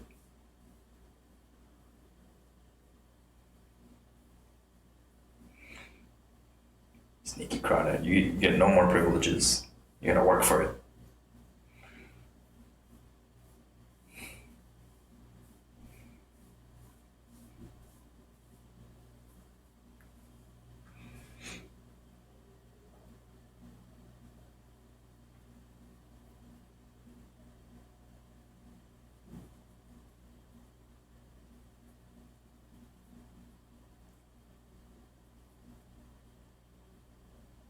How you doing?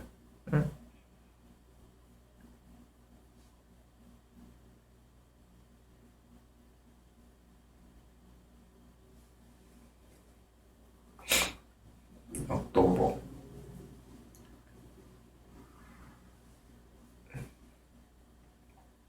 My opinion on animals being considered property? Well,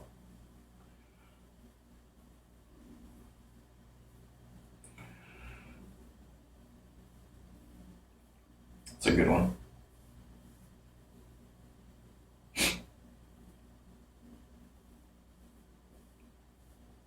I think by and large it makes sense.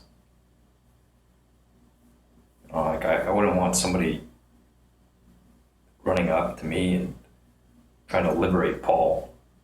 Like that, it's not your animal.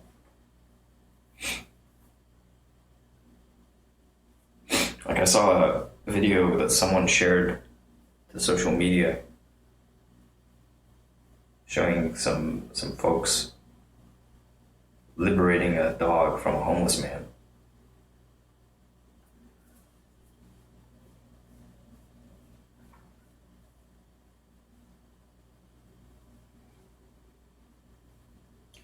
And where was it? I want to say the Netherlands.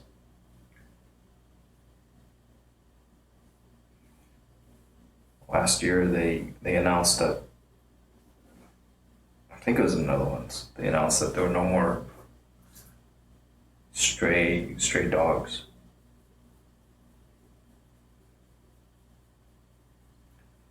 And when you have property, you take care of it.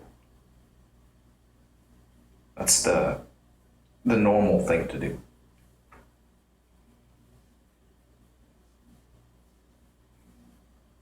So if someone is not taking good care of their property, then okay, maybe you have a case to take the property from them.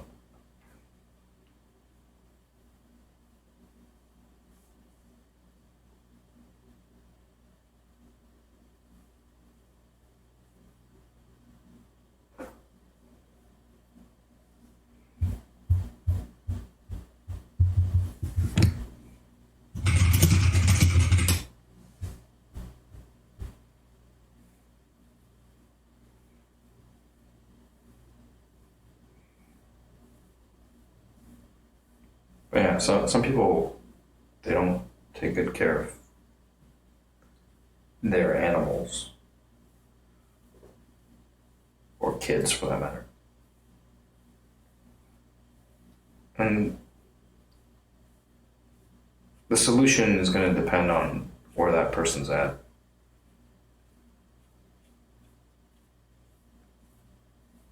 Forcibly removing someone's property from them that's a really extreme measure.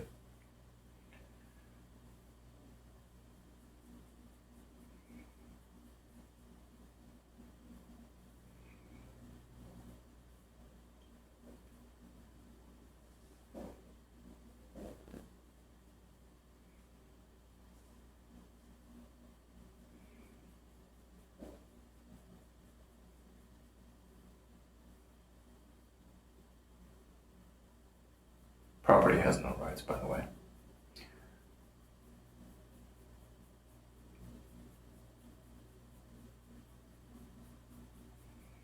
Is that true?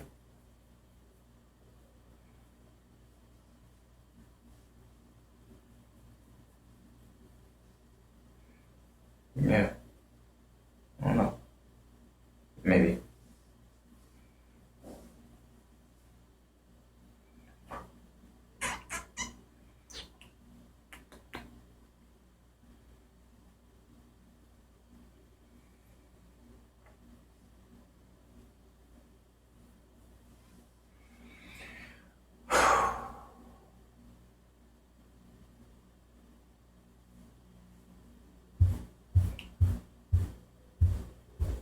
got a pretty long list of things to take care of. Always. Let's see.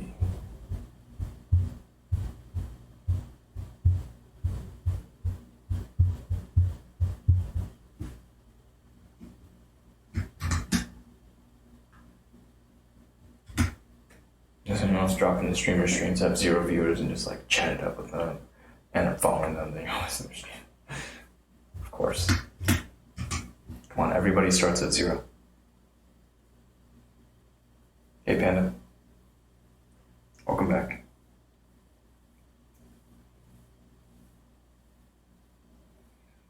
And why do you have an OnlyFans account? By popular demand. Luck, welcome back.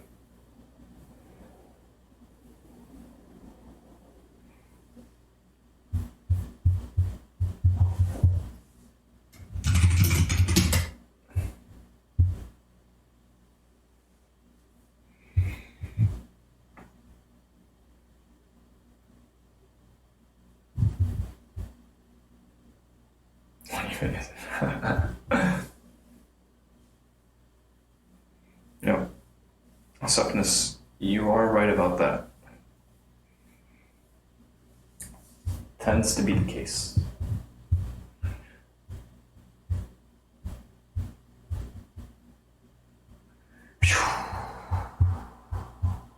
There's a lot to learn. Good God, a lot to learn. And this list is long. Do I even know what it's for? Of course, Panda. Pretty balls. You think I'd be good in a talk show? Maybe an opportunity will come along. We'll see. We'll see. I'm not aggressively targeting anything like that.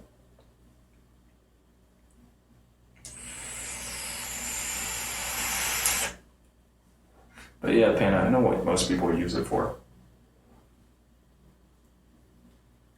I just made the announcement. See if anybody subscribes.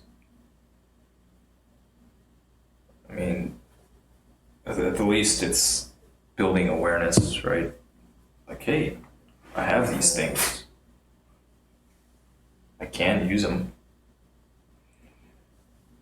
You know, incentivize me to use them. Let me know what you're looking for, and then maybe I can make it happen.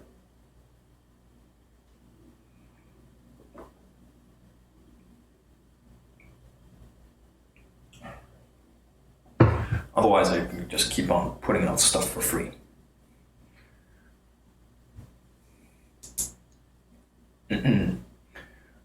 Suppness. Actually, not RestreamBot, but Luck, who was watching on YouTube.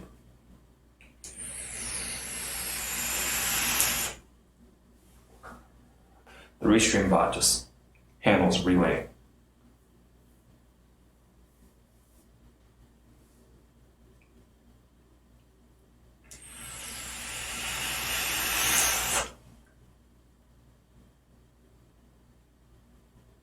Maybe Luck's not entirely aware either. Luck, Suppness is trying to communicate with you via Twitch. From Twitch through the RestreamBot.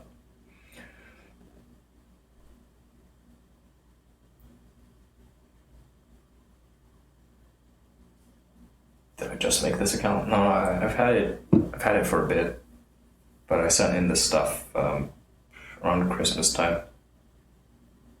I just haven't announced it. So, no, I've announced it. It's there. It's there. I set a price target, $7.99 a month.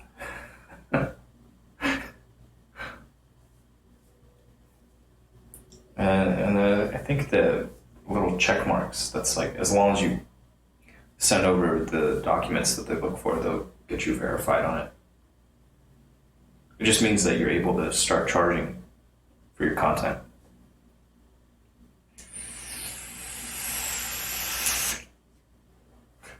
I'm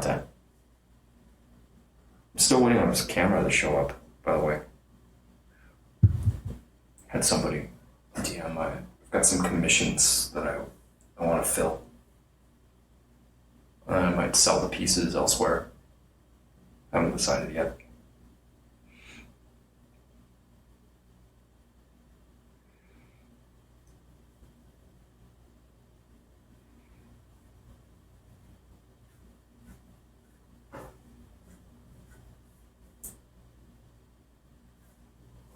Okay, look. In the meantime, what are you going to do while you're waiting?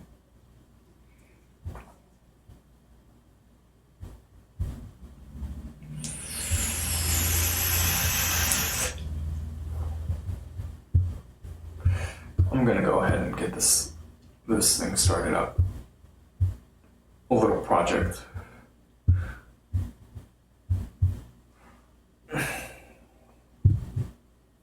One thing that's I'm starting to pay a little more attention to, posture. Starting to catch myself. I'm all fucked up.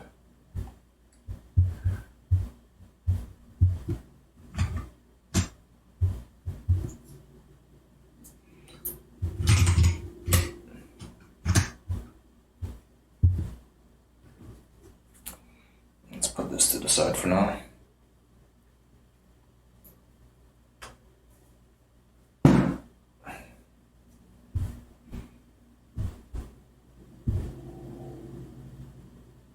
No mercy.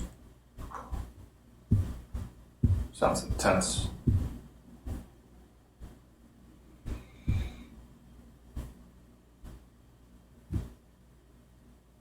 Practice your coding from the class you took in January of last year and sell the PC, get a Mac Mini. Sounds good, man. Do it. Get her done. I read you on this selling stuff off. I've got so much shit to sell.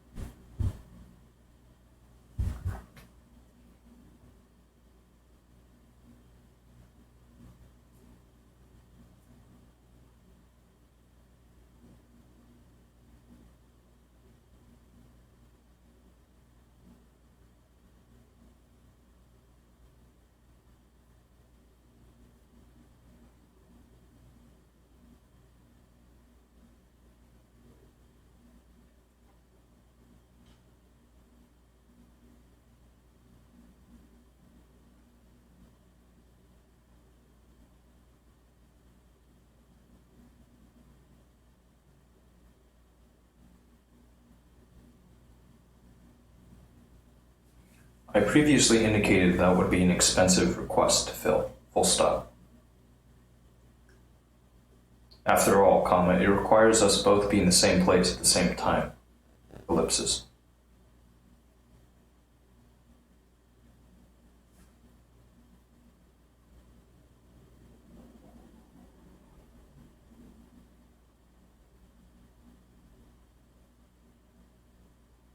Zero.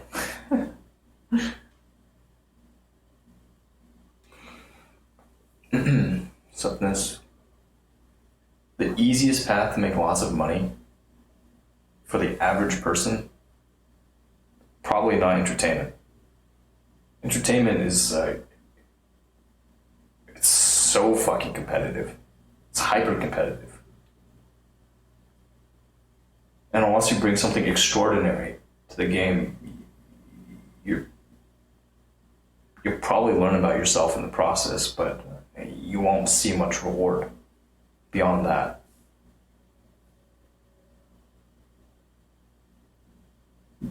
For the average person, just for anybody really, you want to pursue your interests, find some type of roles that will let you get paid to continue pursuing them. And then grease the groove. Double down on things that are working, and then the things that don't, either prune them or relegate them to hobby status. Because what is lots of money?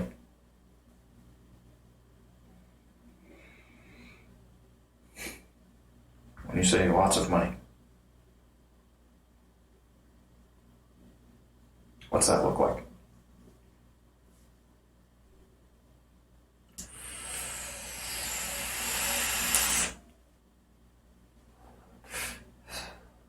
To be able to save up at least $500K, it doesn't take anything extraordinary. There's this book, The Millionaire Next Door. Something that my parents exposed me to pretty early on. It's this idea that anyone can get to $1 million in their bank account. By the time they retire, you can have that. And a lot of it is just, it's fundamentals. If one doesn't live within their means, no matter how high their salary, no matter how high their earning power, they'll never have anything in the bank. It's all in and out.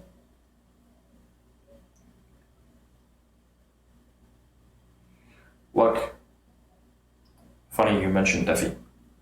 I PM'd Defi. I provided your username, and Defi says that they don't remember you.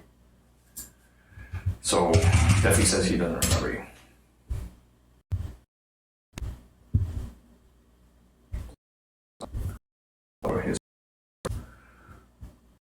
He says, I see, never heard of them. Which I found pretty curious. Maybe his memory is shot, I don't know. But it was a little curious to me. So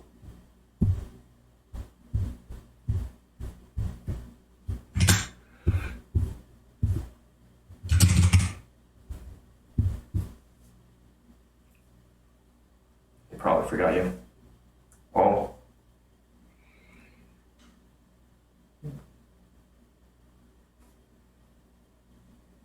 I don't know what to tell you.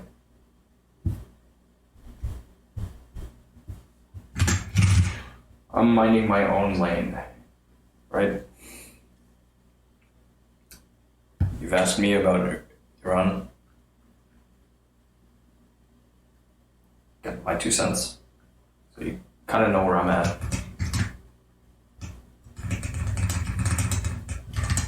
Alright, I have you down here. Cool.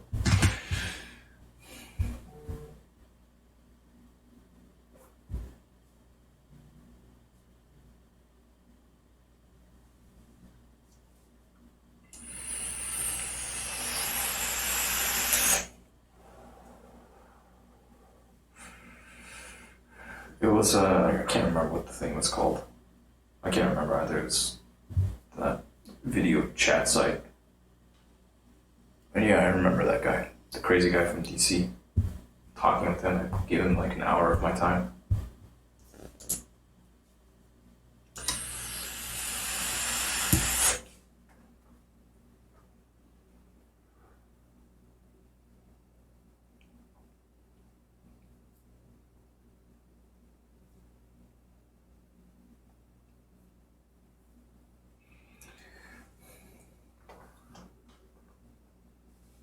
Given away a lot of time to a lot of people.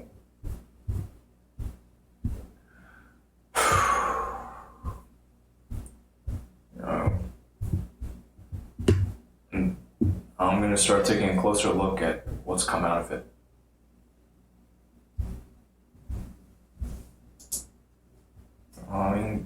Like there are a lot of people out there like that. They don't value time at all. Or in this guy's case, I don't know what the hell is going on through his head. It's not my job to understand the man.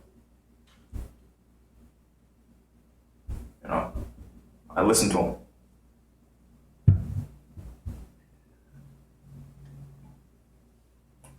wanted to talk more after that, but it's just, I'm good.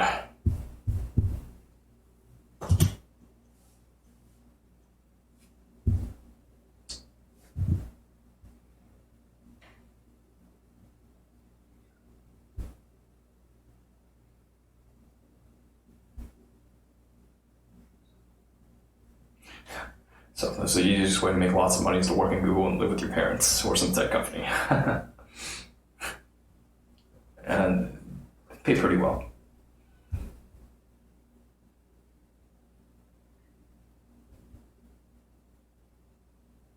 I think this is roughly 30 seconds in, making some cuts, so don't mind me, gotta trim some stuff. Content. For a reason.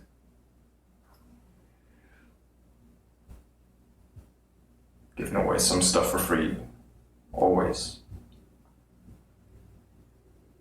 Speaking of live with your parents, did you know the tech lead made a video where he says he's moving back with parents? No, I did not know that, but that's cool.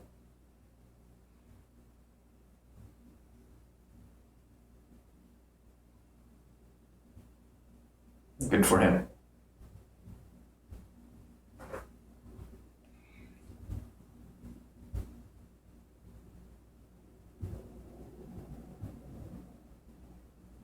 As a millionaire. Can't forget that. Good call, Sutness.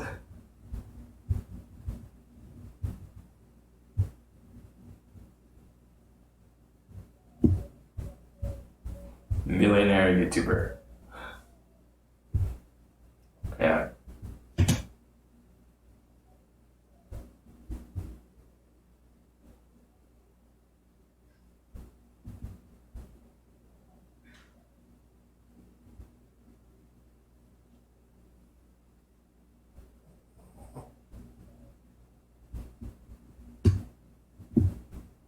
Cut it there.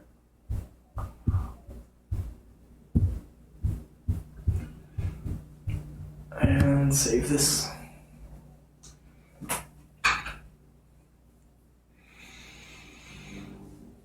Yep, the rent is pretty high, some places very, very high.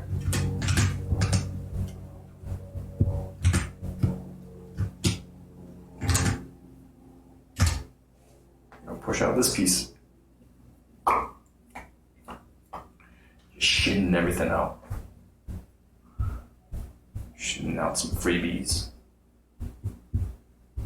I want real love.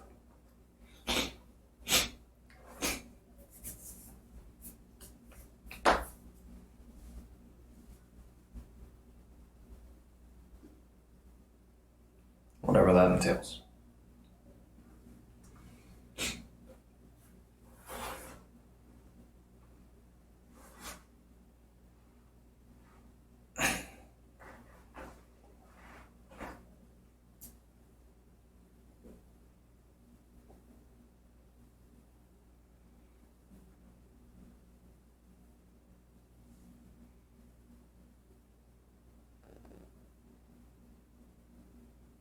Sadness.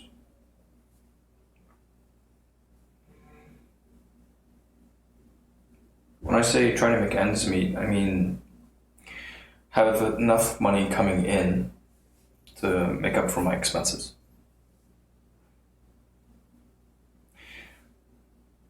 I've had that in the past, working jobs.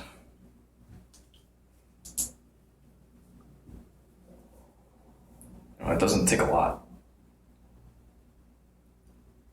And I've actually got my a rough but pretty accurate cost of living. Which side is it? Must be up on this side. So running the numbers, you'll find that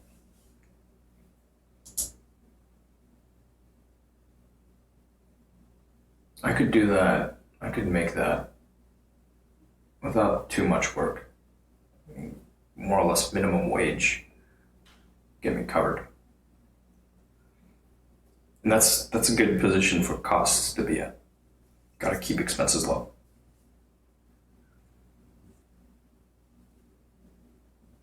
But to do it sustainably, doing what I do now, I've not made that happen yet.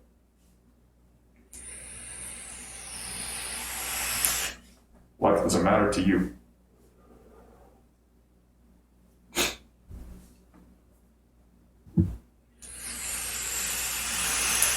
I can't answer that for you.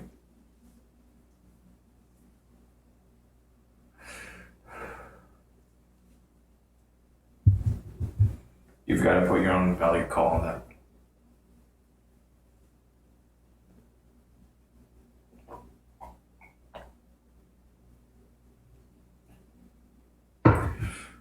One person, 18 to 25 an hour, they'd say, well, that's great. You ask the next person, they'd say, well, there's no way I can make things work with that.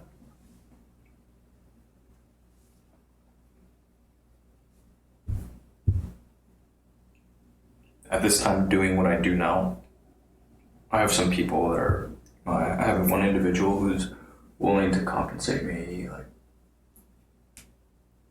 pretty well if you take it as an hourly rate for not a lot of work.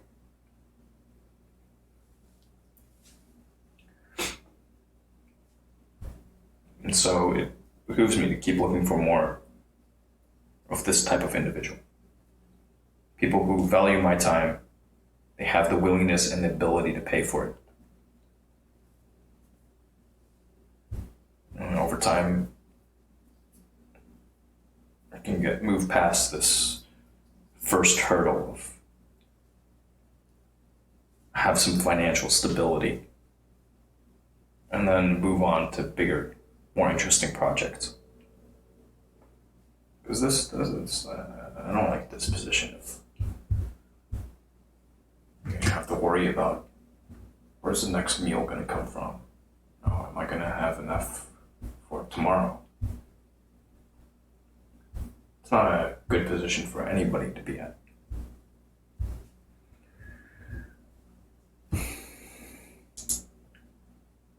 Something again, this is it's luck.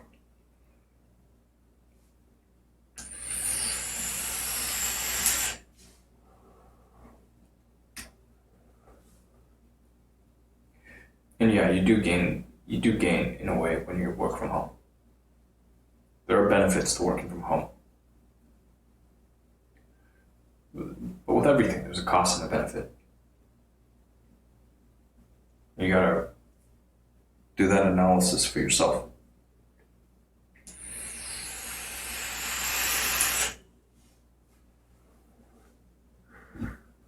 Like my ideal, if I could find a well-paying job where I could take Paul with me and the commute was reasonable, it was close to home, then I'd probably go and take it. But there's a search cost associated with finding that well-paying job.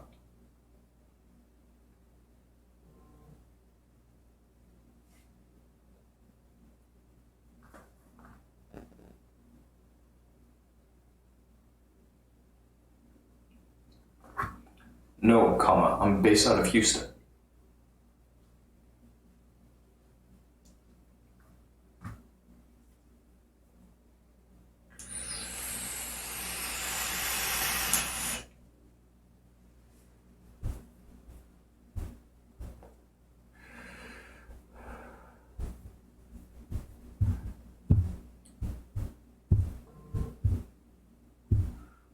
Cut this piece as well. Just push what we've got so far.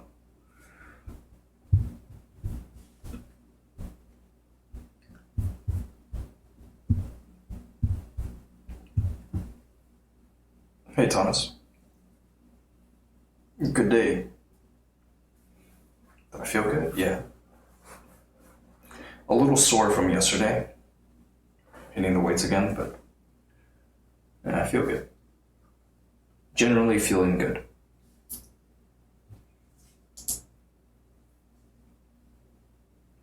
are you feeling?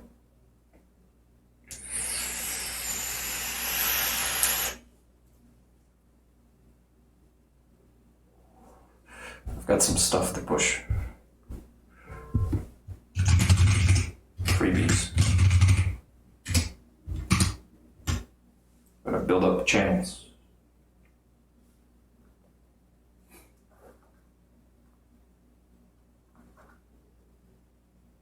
Doesn't it say it inside of my profile? No.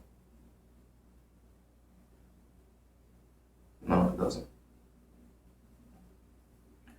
Whatever.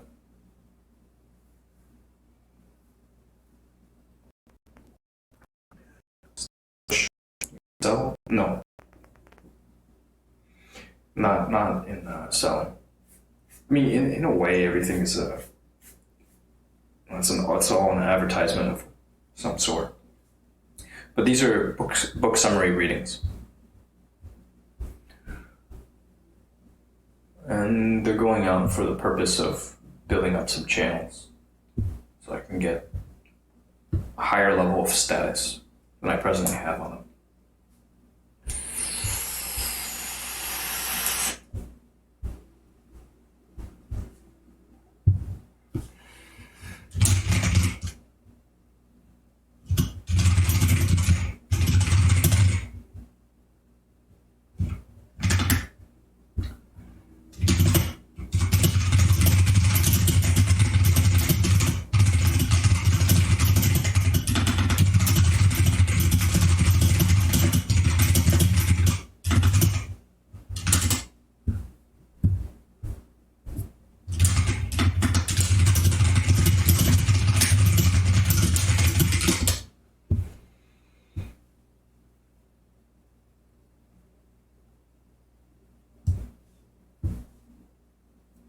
Thomas, you've got quite the DVD collection. Yeah, we've got a bunch too. Not here, but over time.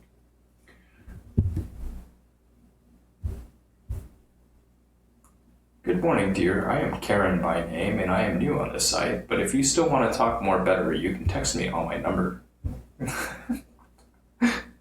If you still want to talk more better.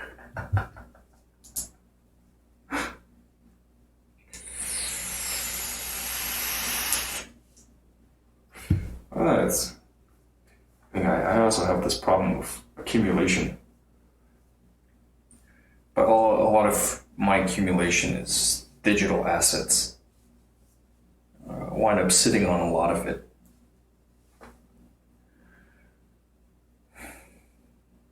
Gonna move towards. I'm still kind of trying to work through the vision in my mind about how I want to distribute. Because accessibility is important.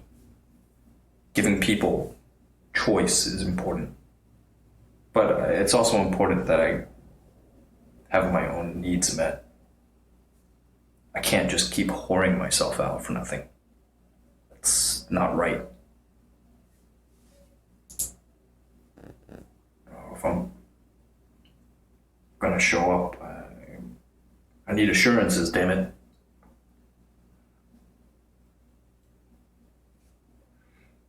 One becomes an involuntary hoarder. I've joked before that a lot of the hoarding I do, it's an immigrant mentality. This might come in handy one day. You never know when you can need one of those.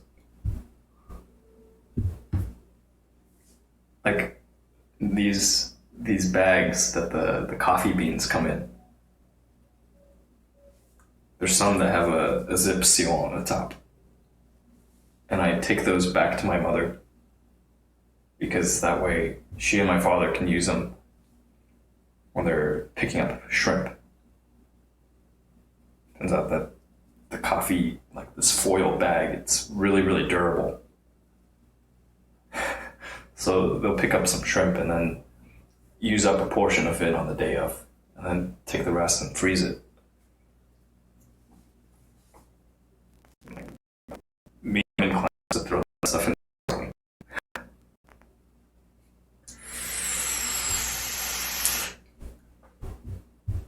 kind of funny.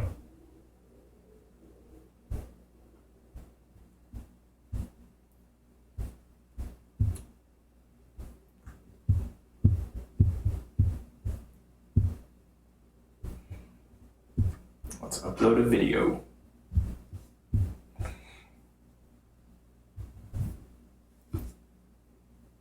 That thing.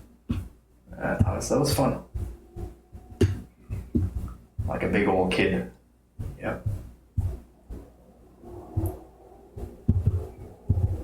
Who doesn't like that? The joy of experiencing new things. Well, most of the time when I buy stuff, it's secondhand. It's part of keeping my costs low.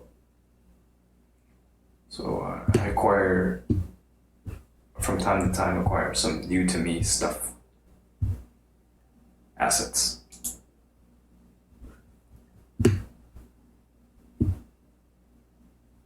No, that's not what I meant to do at all. Cancel.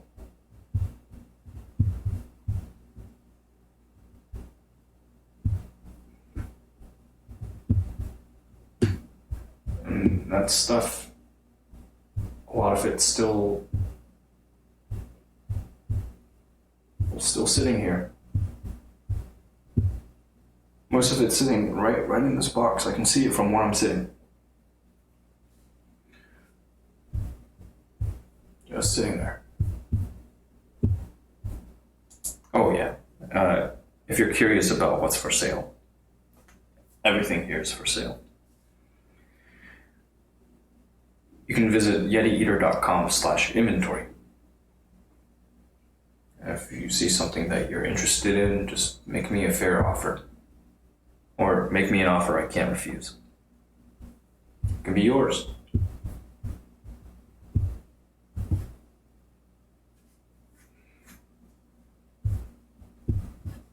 Not you.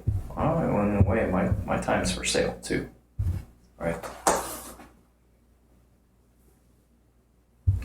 You, me, everybody else. You got nothing else for sale? Sell your time. Provide services.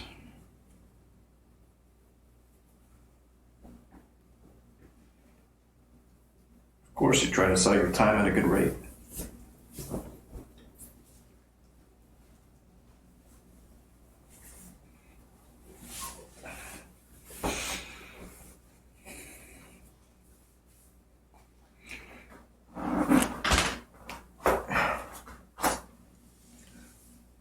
So yeah, I'm also for sale in a way.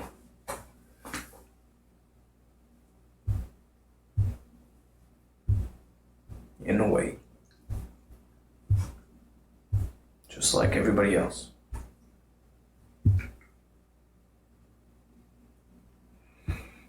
That was the dog in Wizard of Oz, Yorkie. I don't think Toto was a Yorkie.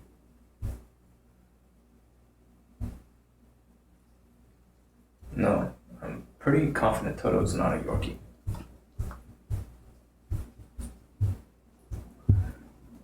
I'd have to take a look. It's been a long time since I've seen that movie. That film.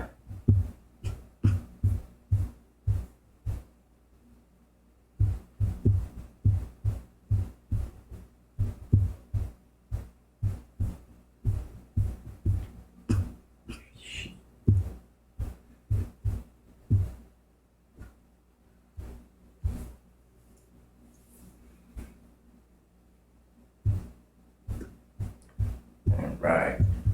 And this was homemade. Yep.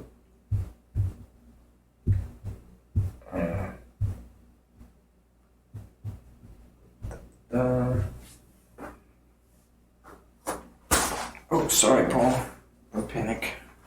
It was just me repositioning myself. So I can be a little more comfortable here.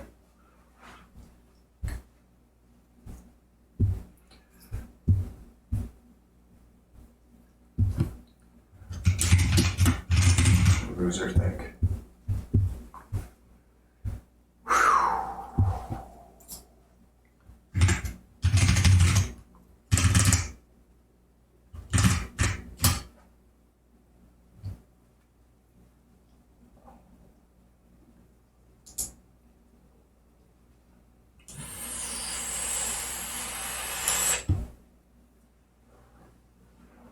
I'm aware, Thomas.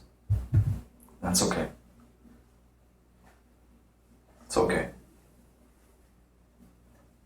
I'm comfortable with that.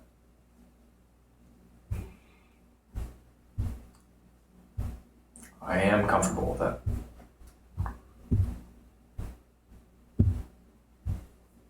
It's like I've got to make myself comfortable.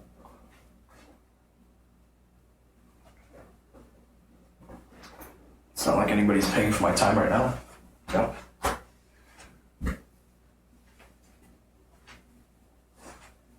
So, best be comfortable.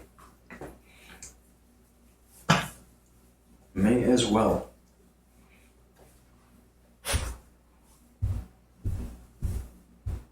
Oh, I never noted this one. Loser Think was by Dilbert creator Scott Adams.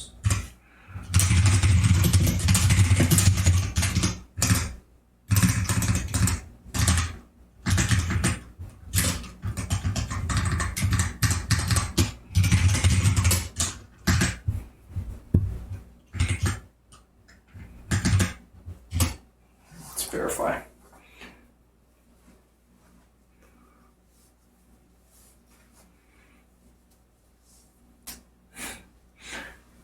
Texas today. Hey Google, weather. Currently in Houston, it's 56 and sunny. Today, it'll be clear with a forecasted high of 57 and a low of 35. Whoa, low of 35. Acceptness? No, I don't accept bits.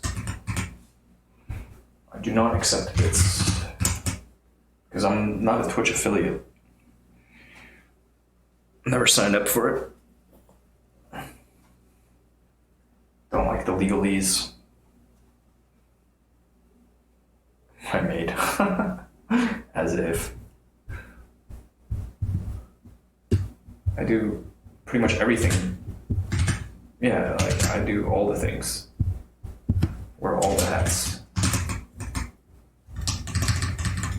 Because that's what you gotta do. When you don't have the means, you wear all the hats. And you start getting good at it. Or you say, enough. And you go acquire the means, and then at which point you start outsourcing the stuff that you don't like doing.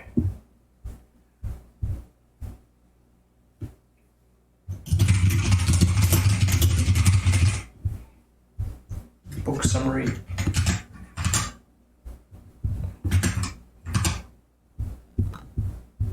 And that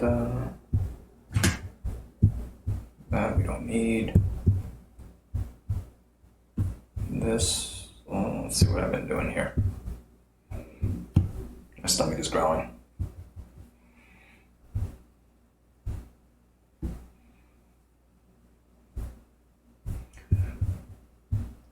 Anyhow, suck this. No, I don't accept bits, but there are plenty of ways that you can support my channel.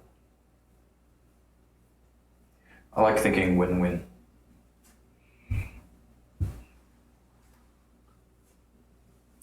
There you go, you little fool.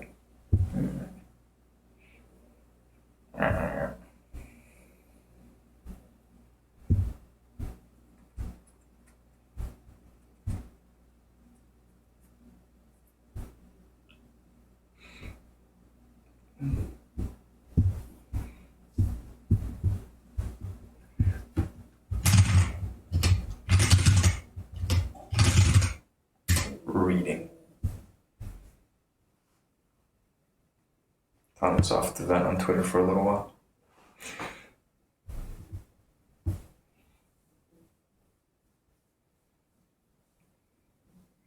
Oh, Paul.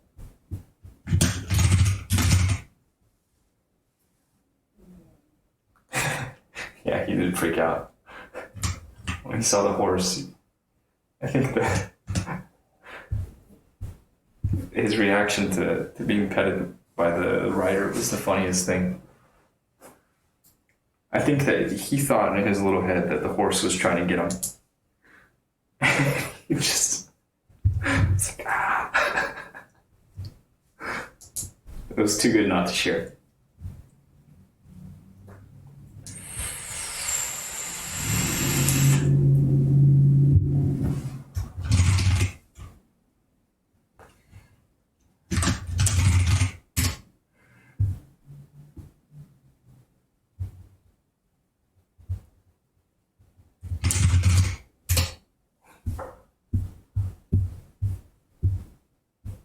Upload.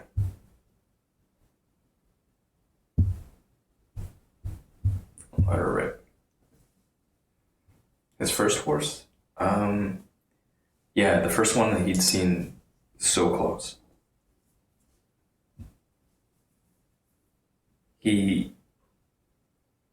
There's this field not far from where I am right now. It's pasture. Sometimes there's some livestock out there, but they're usually far, far away. So when I saw this opportunity to get Paul up close to the horse, I figured, okay, let's see how he responds. Yeah, New Orleans. On Bourbon Street.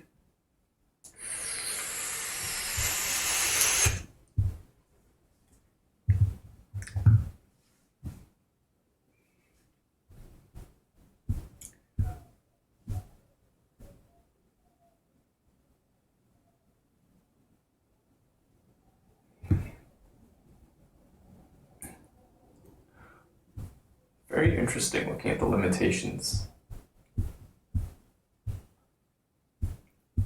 Anyways, this is that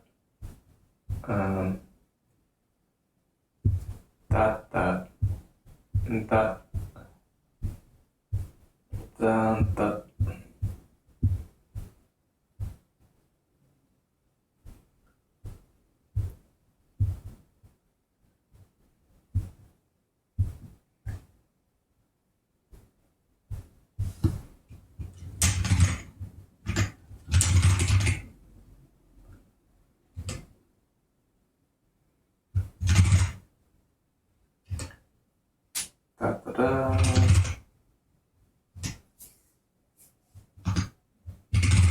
Yeti Eater.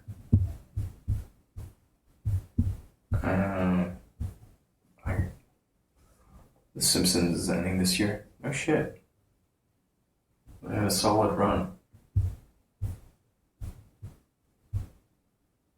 It's news to me.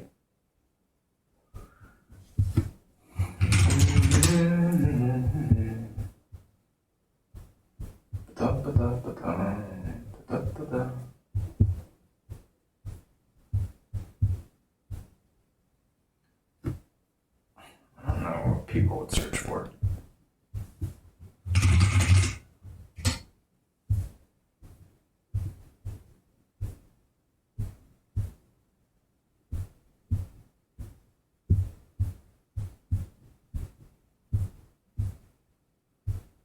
Yeah, we'll try something like that.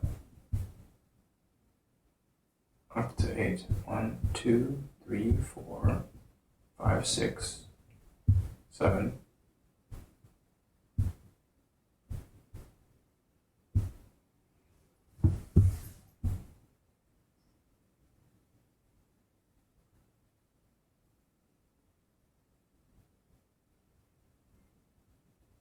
Kyle Brandt.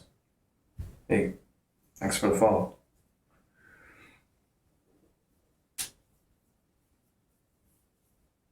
Fuck. I don't know. Pretty much everything that goes out to the world, people keep track of the numbers. Of course course, there are some people that watch The Simpsons.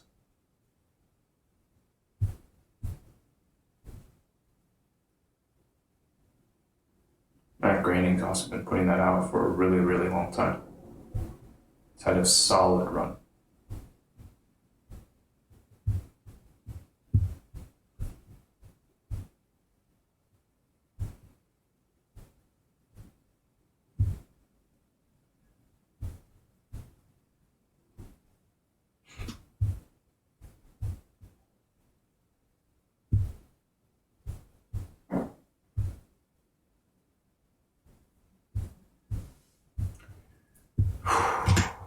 Where's my copy pasta?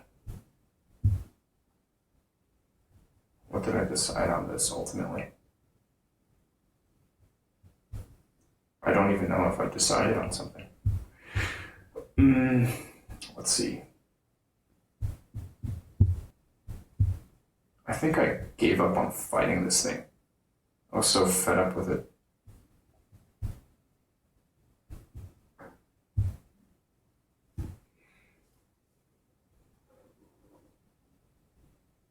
Whatever. We'll let it do its thing for a bit.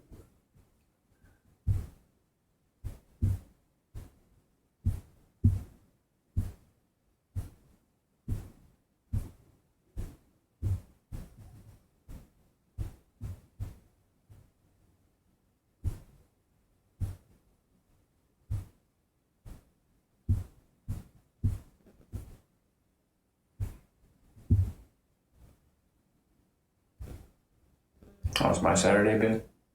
Short, look. Short. Got off to a late start today. Yours?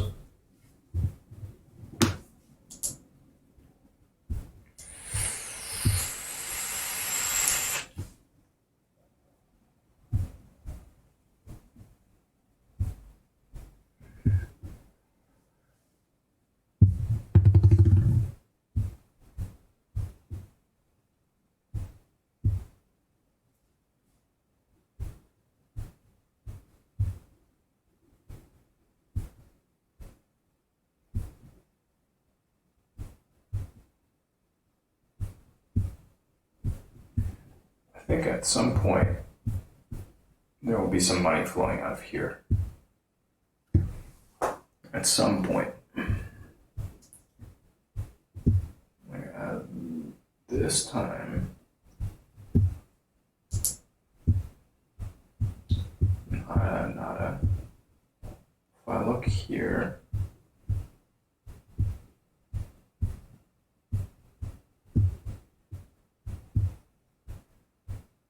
In December, there was a 1. November, 1.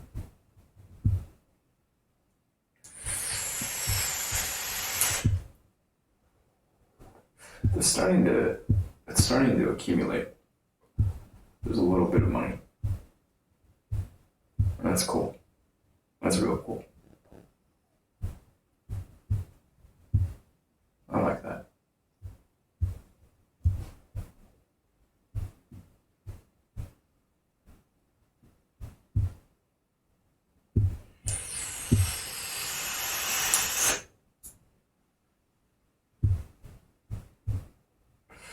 Do we have Panera Bread here? Yeah. You had Panera Bread coffee that your father brought. And you made coffee at home. Cool. Ooh.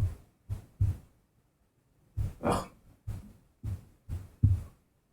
Like way back here somewhere.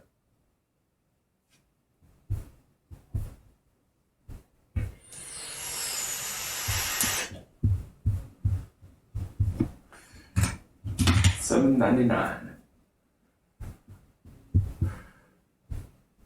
Great.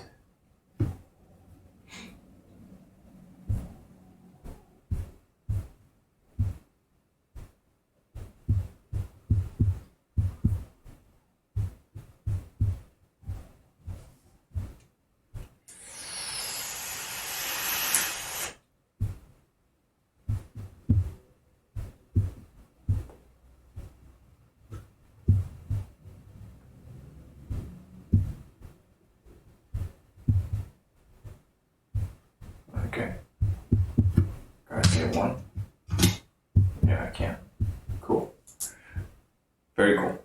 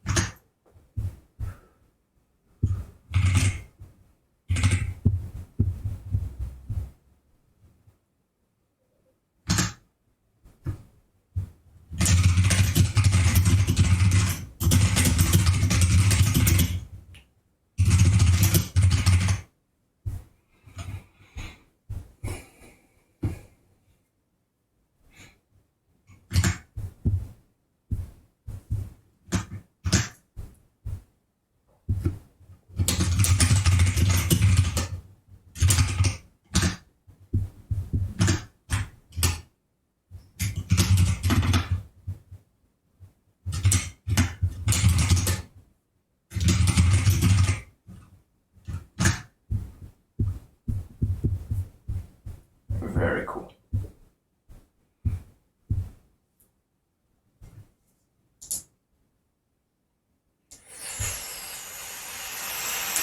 Total all-time earnings here. $96.32. Sweet.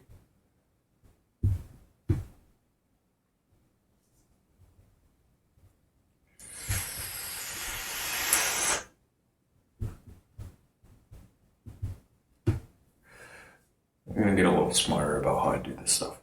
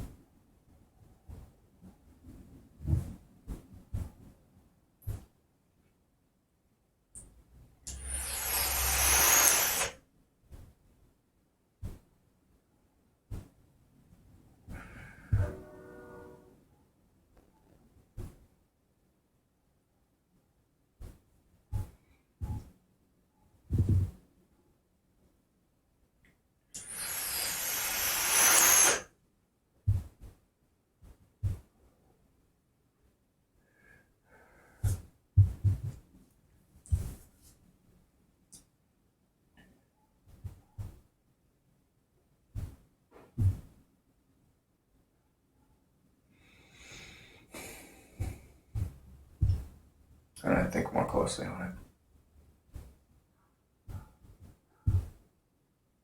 it. This isn't a cue, so we'll go on.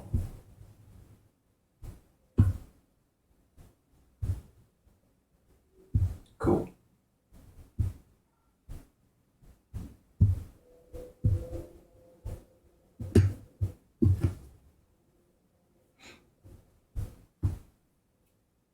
Hmm.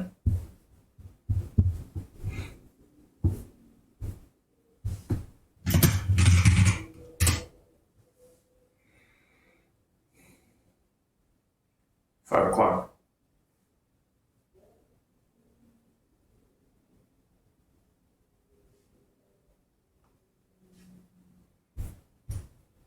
All right, where am I still? What am I missing here?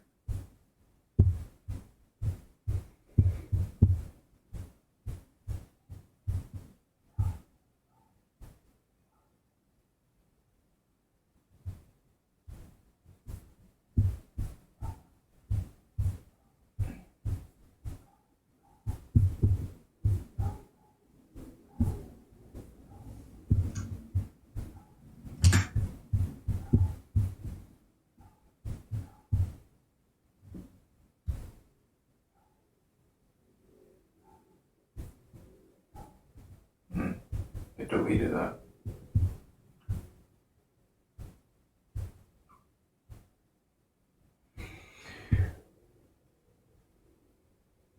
For now, let me just not worry about this particular one.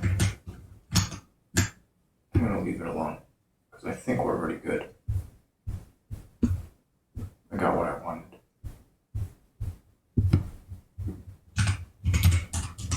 Yeah, pretty sure.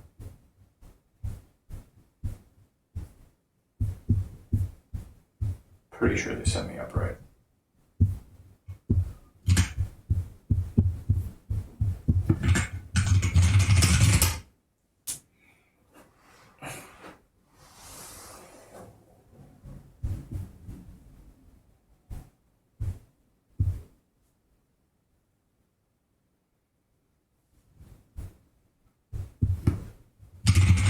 Yeti eater.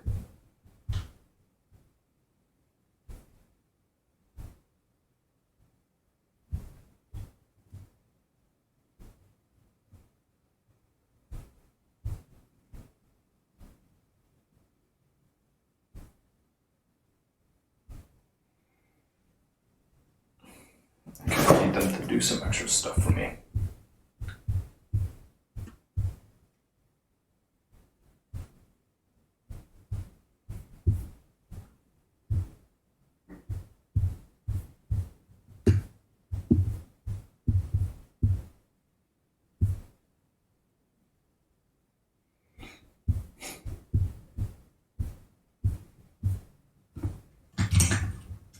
Oops.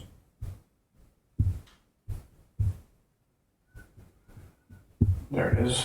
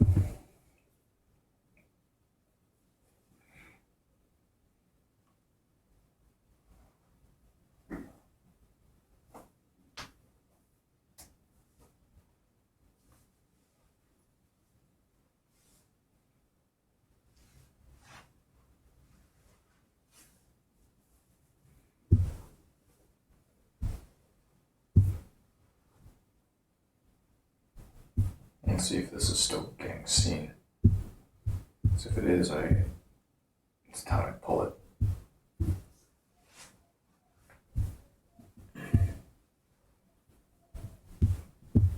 Showing me the stats. Yeah, it's still getting views. It's time to exit.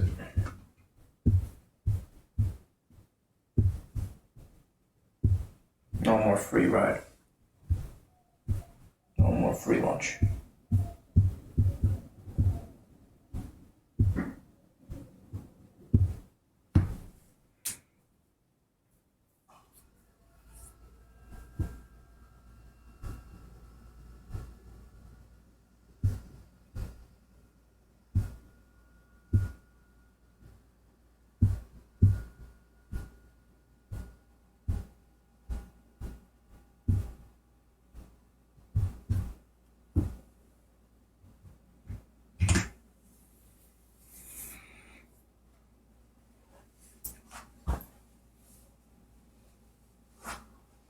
make sure to get mine. I'm tired of being fucking broke.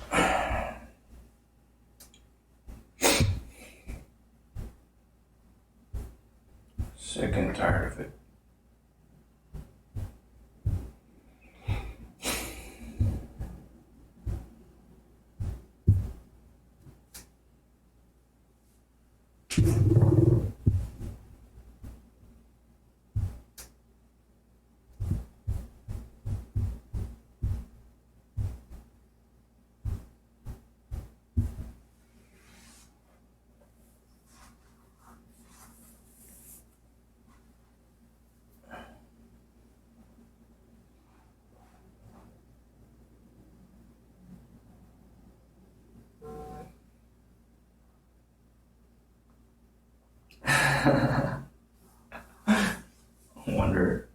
I wonder how many, like, what the response has been so far here. It's this. How are we doing?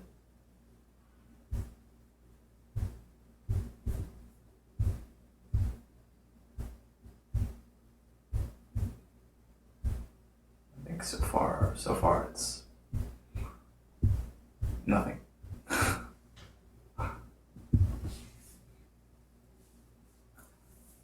But it's right. It's moving in the right direction.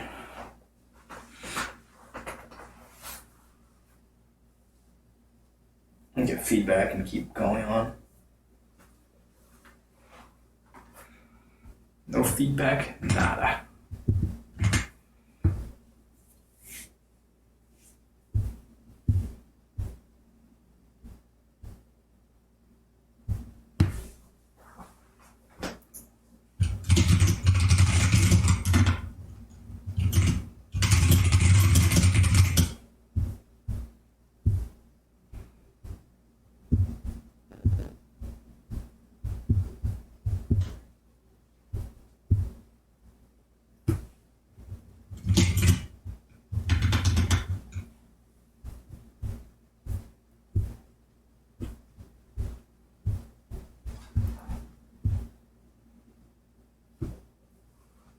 What, you asked about GeoCities?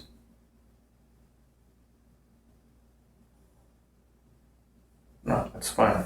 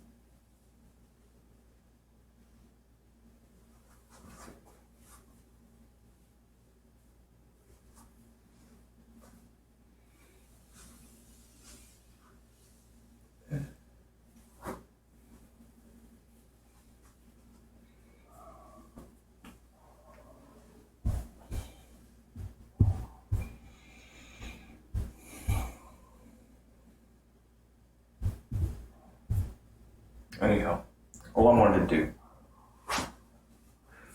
I got something out of the way. There's more. There's always more. Let me pop my head in here real quick.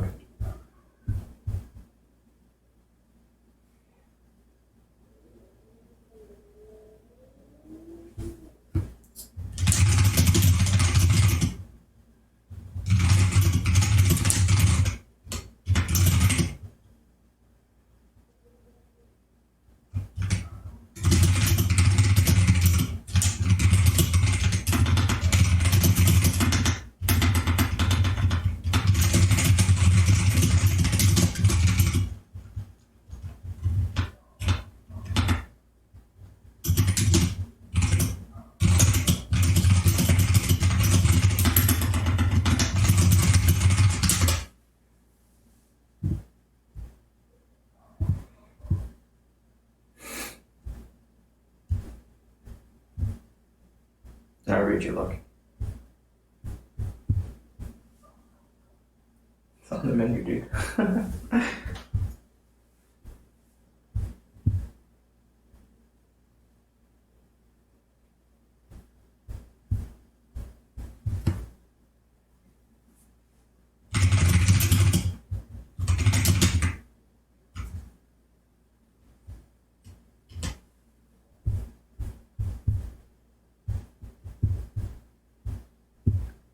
Alright.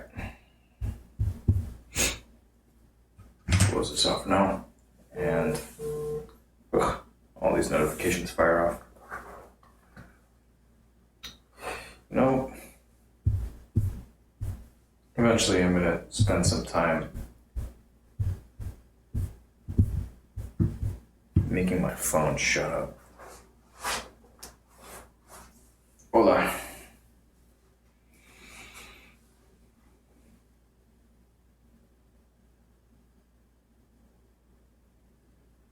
Yeah, like deep fakes are they're a real deal.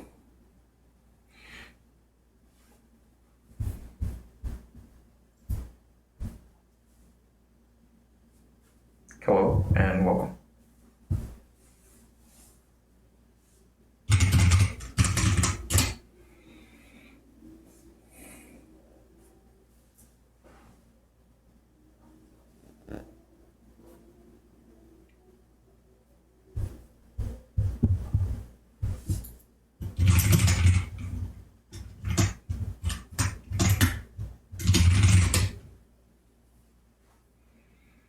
Houston, Texas.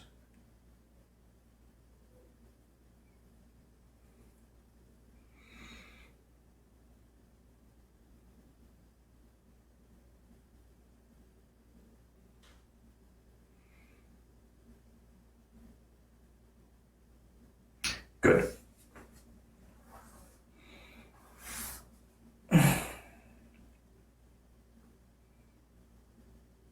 Sometimes it's just easier to type faster.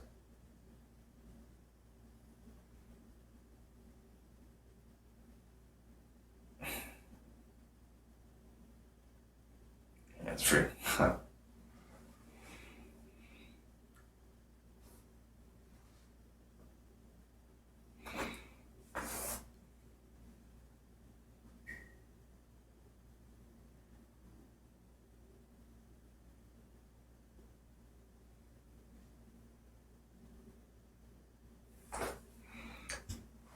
Depends.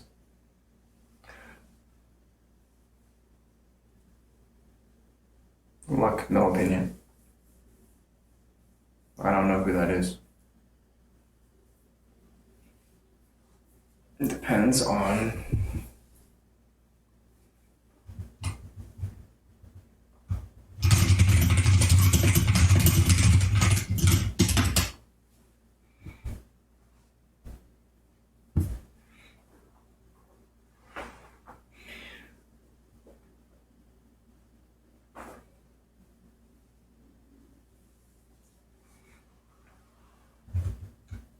well, in that case, I got some time, but I've got to pull some plugs. If that's the intention.